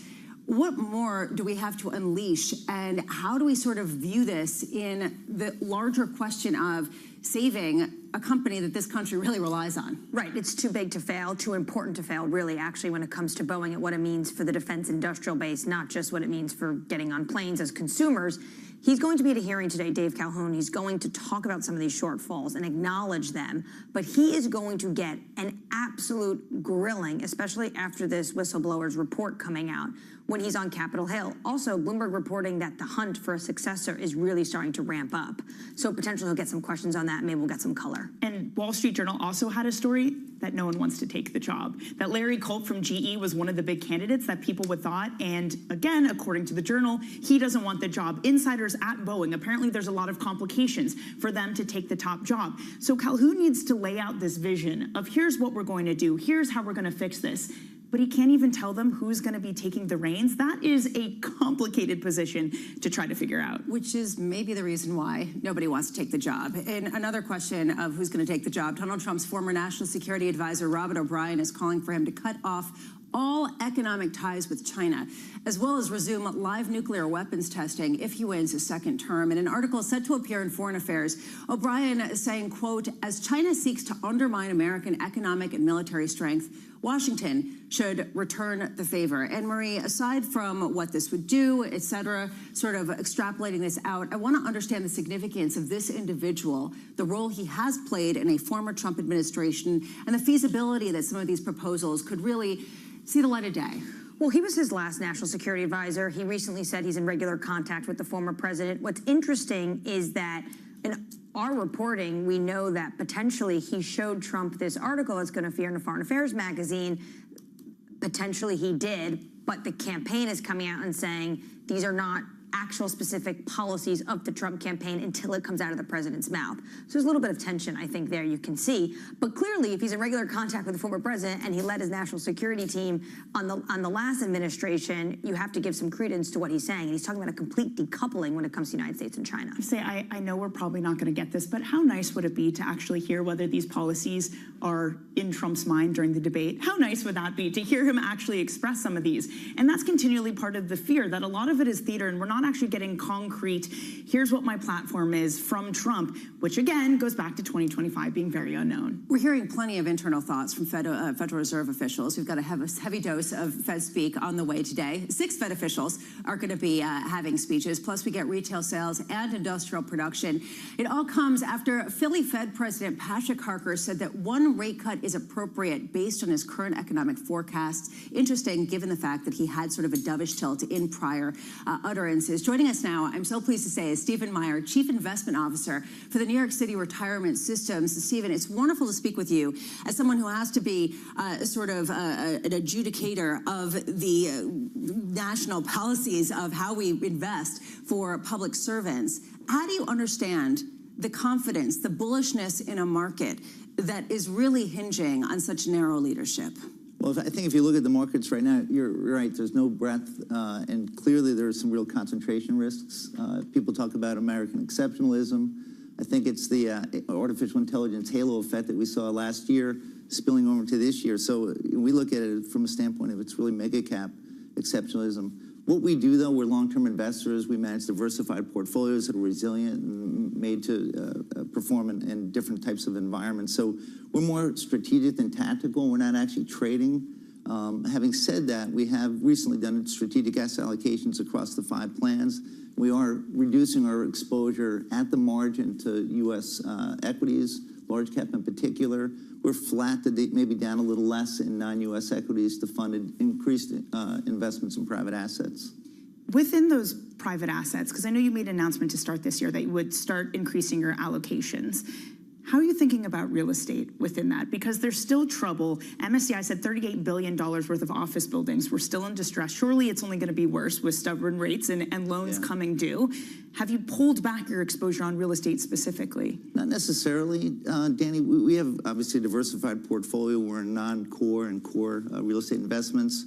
If you look at our investment portfolio right now, it's about 31% multifamily in real estate, probably about 36% in industrial logistics. So we're diversified away. We have an underweight, intentional underweight in retail and office space in particular.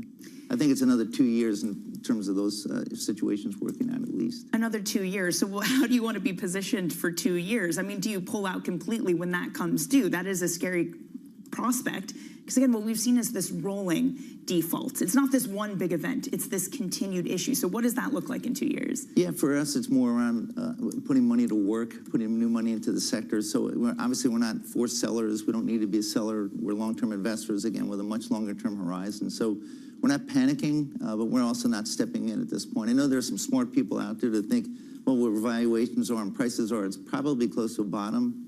I'm a little suspicious. I think that has a little more to go.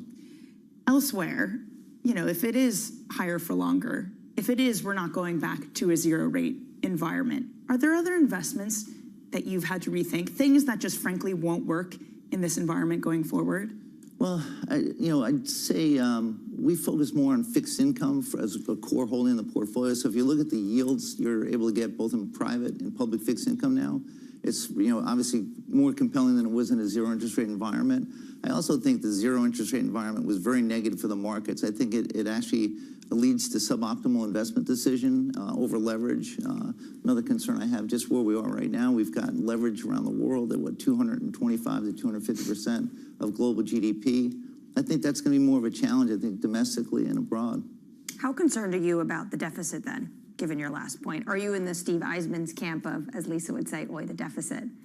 Yeah, I am concerned about the deficit. If you just look at the trajectory of the deficits that we're racking up, we've got, about 98% of outstanding U.S. Treasuries relative to GDP, expected to go up to about 116% of GDP in the next 10 years. Those are dangerous levels. And just the amount of paper we need to roll consistently through this auction process. I know, Lisa, you follow the auctions. We had a couple good auctions this past month. We did. 10s and 30s went okay, 3s not so well, better than 2s, 5s, and 7s last month. I think it's worth watching because I think there's a lot of information coming out of those auctions. And I do think the size of the auctions are going to be a headwind for the markets. It's a risk factor for investors. Can you give us some perspective? You said you just shifted your asset allocation to focus more on private assets. Was that away from equities? Was that away from bonds? Was it away from both? I mean, how does it sort of break down now versus, say, 2 years ago? Yeah, so we're operating under somewhat of a constrained opportunity set. So we had a limit up to only 25% in private assets. That's now been increased to legislation to 35%. So we were a little overweight in global equities. We pulled those positions back a little bit, mostly from U.S. large cap in particular. But we still see a lot of opportunities out in the private asset sector. We think that's a growing area of interest. A lot of people have pulled back because they've been overdone. We've seen opportunities in secondary sales. So we're actually, continuing to put money to work, I think, very proactively in those spots. We like private credit. We think the private credit is actually compelling in terms of, obviously absolute returns in terms of base levels higher. Most of those obligations are floating. We've got the SOFR, 3-month SOFR, 534. So we have a 7% actuarially assumed rate of return or benchmark. And I'm proud to say so far, fiscal year to date, we're ahead of that. But we got another 8 or 9 trading days, so we'll see what we want. There has been this widespread criticism of private credit that they've been in this extend and pretend mode, that they've just been waiting for rate cuts. And until that happens, they've been very lenient to those that they've been lending to. But at some point, the music stops. Do you share that concern? And how careful have you been picking managers, if you do? Great question, Danny. So I think you have to be really careful. There's a lot of new entrants into the private credit markets. We tend to focus on the Ares, the Apollos, the Oak Hill Advisors of the world. We do most of those investments through separately managed accounts versus GPs or as a limited partner. We still see good opportunity there, but you really would need to pick your managers.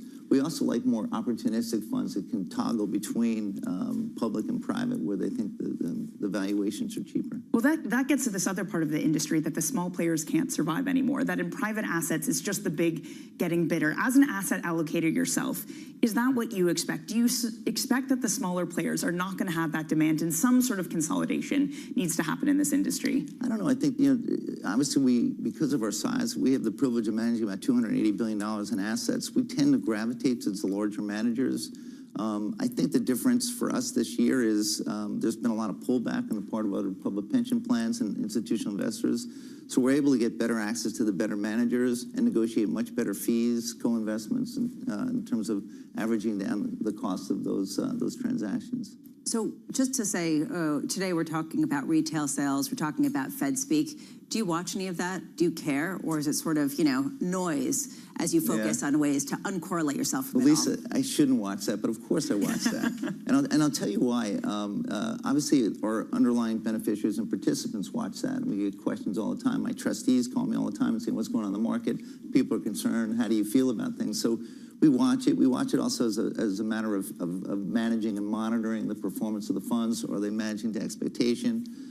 But yeah, we focus on all that. We're in the markets, but as I said earlier, we're not tactical, we're more strategic, we're more long-term, but we do care what happens in the short term as well. Stephen Meyer, wonderful to see you. Thank you so much for being with us. Really great to hear what you have to say. Stephen Meyer of the New York City Retirement Systems. We appreciate that. Right now, let's take a look at what's going on elsewhere this morning. Here is your Bloomberg Brief with Yahira Hackes. Yahira. Hi, Lisa.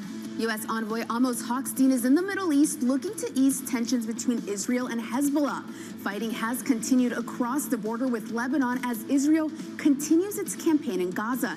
After meeting with Israeli Prime Minister Benjamin Netanyahu, Hochstein is expected to meet with opposition leaders. The news comes after Netanyahu dissolved the country's war cabinet following the resignation of Benny Gantz.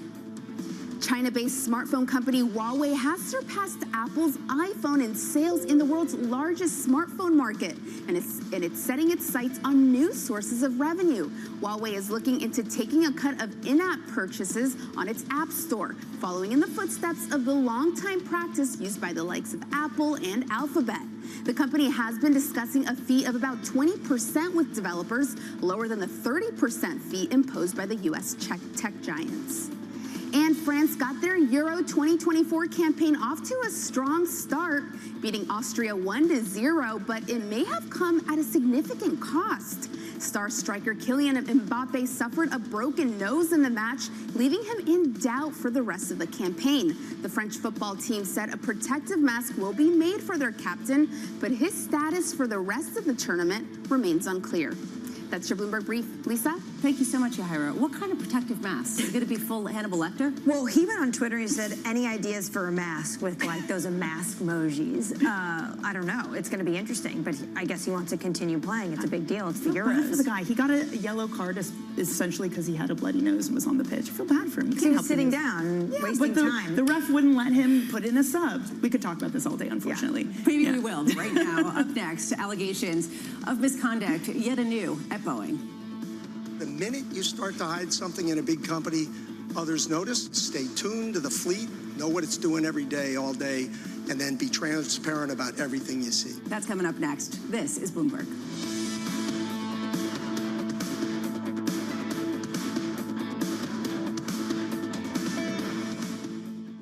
The names that move markets are on Bloomberg. How worried are you about the U.S. election? It's for the American people to decide what they want with their politics, with their government, with their future.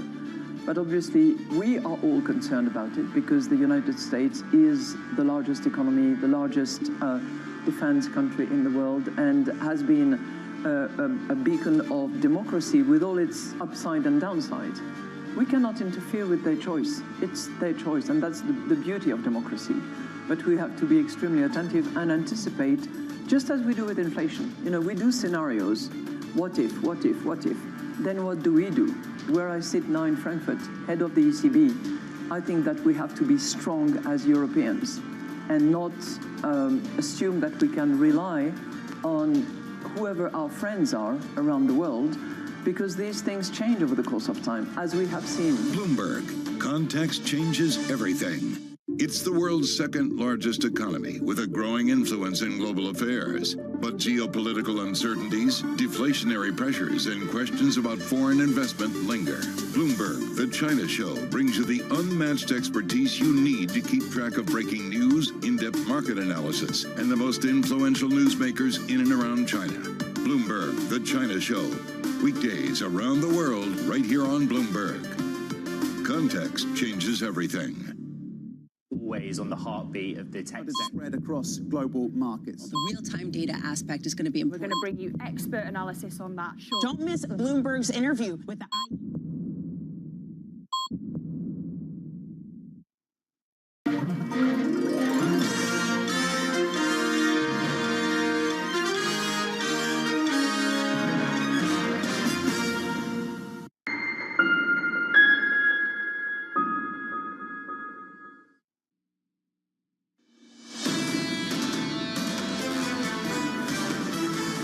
We are still talking about Mbappe's potential mask, and we're getting plenty of commentary. Keep it coming. Right now, we're looking at markets that are trying to rally for another day, potentially 31st record high if we maintain some of the positive momentum by the end of today. We can see a bit of euro weakness. Yields up just marginally, but we've really retraced a significant swath of the rally that we saw last week. Under surveillance this morning, new allegations of misconduct at Boeing. I believe transparency of all things and relative to all cultures is about the most powerful word I've ever seen. Any company, especially large-scale companies who are willing to be transparent about everything, they'll suffer less. Because the minute you start to hide something in a big company, others notice. Stay tuned to the fleet, know what it's doing every day, all day, and then be transparent about everything you see. It sounds good. Here is the latest. Fresh allegations against Boeing with a whistleblower claiming hundreds of faulty parts were mishandled and may have been installed on new 737 MAX planes. It's yet another hurdle for outgoing CEO Dave Calhoun as he prepares to testify before a Senate panel later today. Joining us now is Bloomberg's Benedict Kamel. Benedict, I want to start with the commentary that we heard from Dave Calhoun himself about the importance of transparency, about not hiding anything. Why is it, given that ethic, that week after week there are new disclosures that we hear coming out about this company? Well, it's probably because of the unique situation that Boeing is in and has been in since that January 5th accident that we've written so much about. And it's sort of, the more you dig and the more you are under the microscope, the more people will find out. And this is precisely what's happening. We've had a whole slew of whistleblowers come forth. The latest one you just referenced, saying that they mishandled parts, that they were sloppy at their factories. And this is only the latest one, as I said, of several of these allegations. And the timing, obviously, is very awkward. We have Dave Calhoun, the Boeing CEO, appearing in Congress today. A Senate panel will grill him, so he'll have to answer to that. So obviously, the narrative is sort of stacked against him and the company. What does he say on a day like today in front of all these lawmakers, which, for all intents and purposes, are going to absolutely skewer him? Yeah, you're absolutely right. And this is really about performance more than really revelation. I don't really think we're going to find out anything dramatically new. I imagine he's done some very deep coaching about sort of the tone, how he comes across, the right level of contrition, but also some level of defiance. You know, he has the company behind him that he has to protect, and something of a path forward that he can offer and say, look, we're obviously going through a very tough patch here, but this is fixable. Now, whoever fixes this will probably be somebody who follows Calhoun. He did say a couple of months ago that he would step down eventually sometime later this year. But, you know, for all intents and purposes, this will be a very difficult moment for him. One smart observer said, there's no winning for Boeing today. It's only really the degree of how they lose today. And, you know, for him, it's really how much of a line can you hold? How much can he offer? The senator who chairs this panel, Richard Blumenthal from Connecticut, a Democrat, he says Boeing needs to stop thinking about the next earnings call and start thinking about the next generation.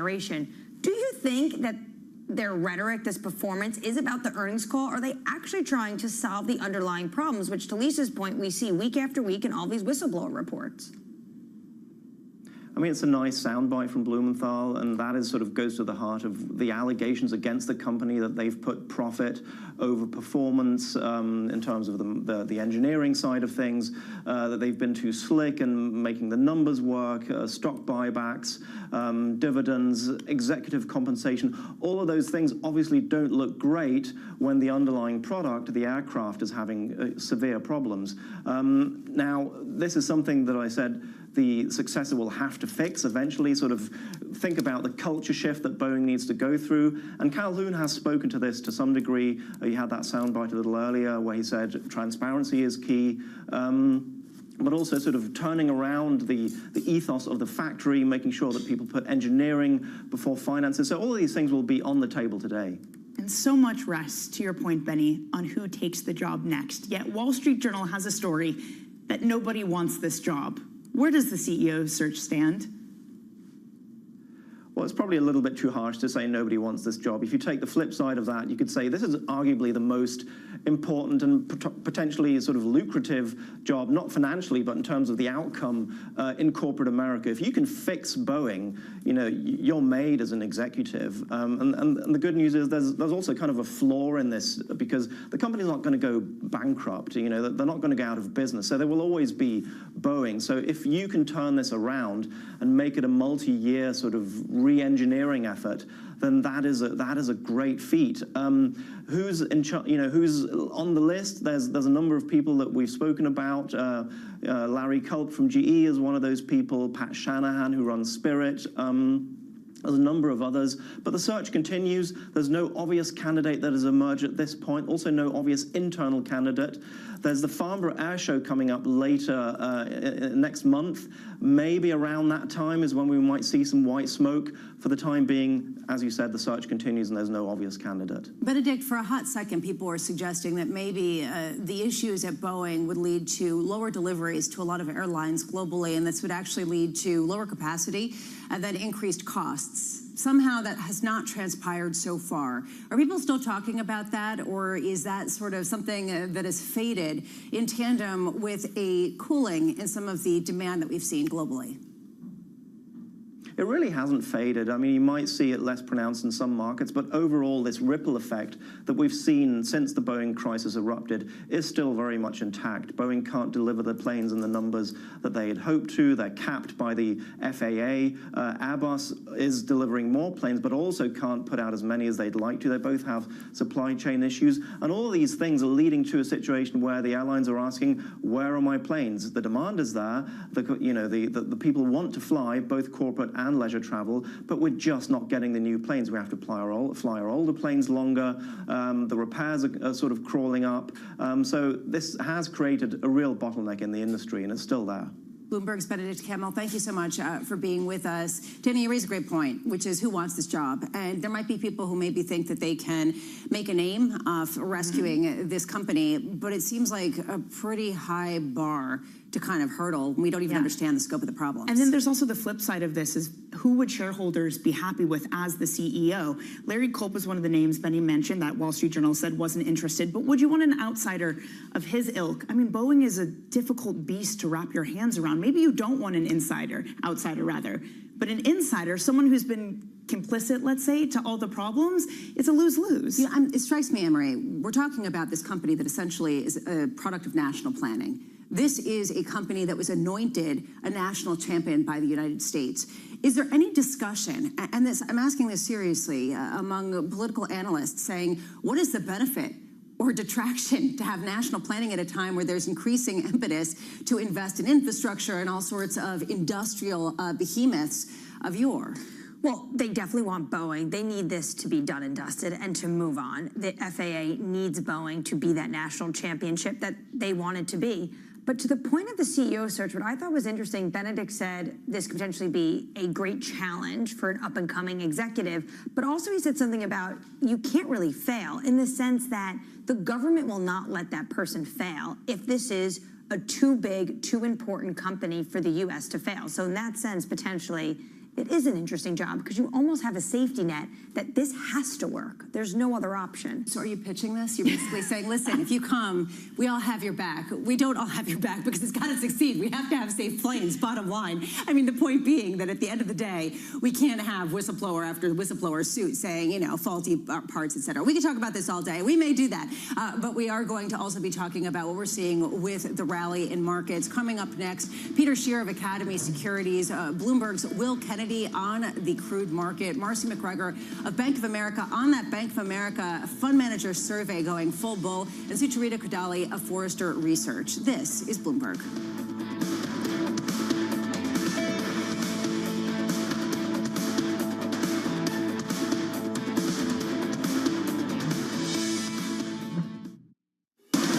From the world of politics to the world of business. Every weekday on Bloomberg TV and radio, hosts Joe Matthew and Keely Lines deliver news, insight, and analysis from and about politics' biggest power players. The president has been clear that is non-negotiable. I mean, this is going to be an ugly, ugly year. Balance of Power, live around the world every weekday, only on Bloomberg Television and Radio. Context changes everything.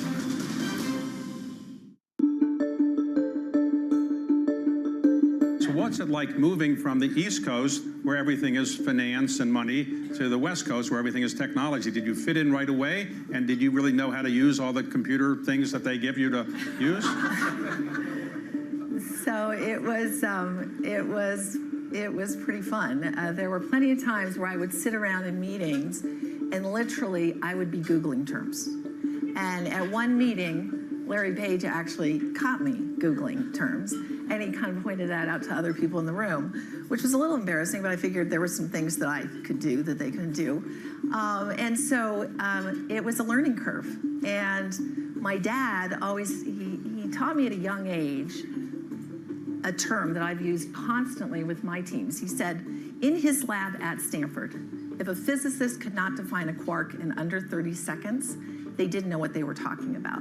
And so I use the quark test all the time. If somebody's rambling on and they can't get to the point, they probably don't know what they're talking about, they fail the quark test. My finance team knows this quark test. And at Google, I'm working with amazing computer scientists, so they never fail the quark test. They can explain things really clearly, which shoots you up the learning curve. But did you understand what they were talking about from the beginning, or did you have a special tutor that's taught you technology? Or did you I had actually run tech banking and took Google Public, so I had a little sneak preview.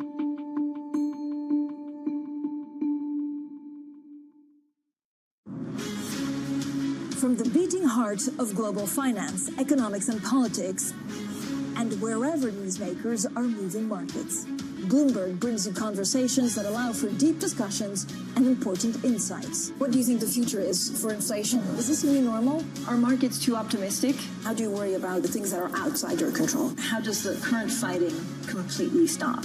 I'm Francine Lacroix, and this is The Pulse, every weekday only on Bloomberg. Middle East and Africa, vibrant resources and high-yield investment opportunities abound. Join me on Horizons Middle East and Africa for the stories, newsmakers, and insight from this exciting region. Now weekdays, only on Bloomberg.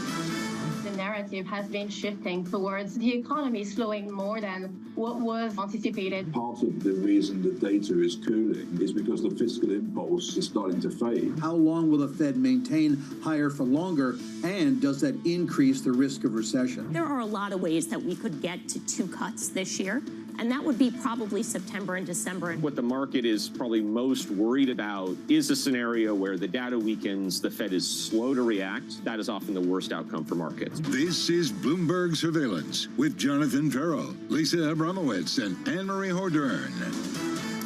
Counting down to retail sales amid potentially a 31st record high if we keep up these gains. Welcome back. This is Bloomberg Surveillance. Good morning. Jonathan Farrow is off today. Anne-Marie still here, although, you know, who knows? She might go down to southern France. Danny Berger, thank you for being with us this week and next. We definitely are talking a lot about the narrowness of this rally, and it's sort of interesting, honestly, the first hour, Danny, talking about both this complacency that a lot of people say in markets at the same time that others are saying it feels shaky. So which is it?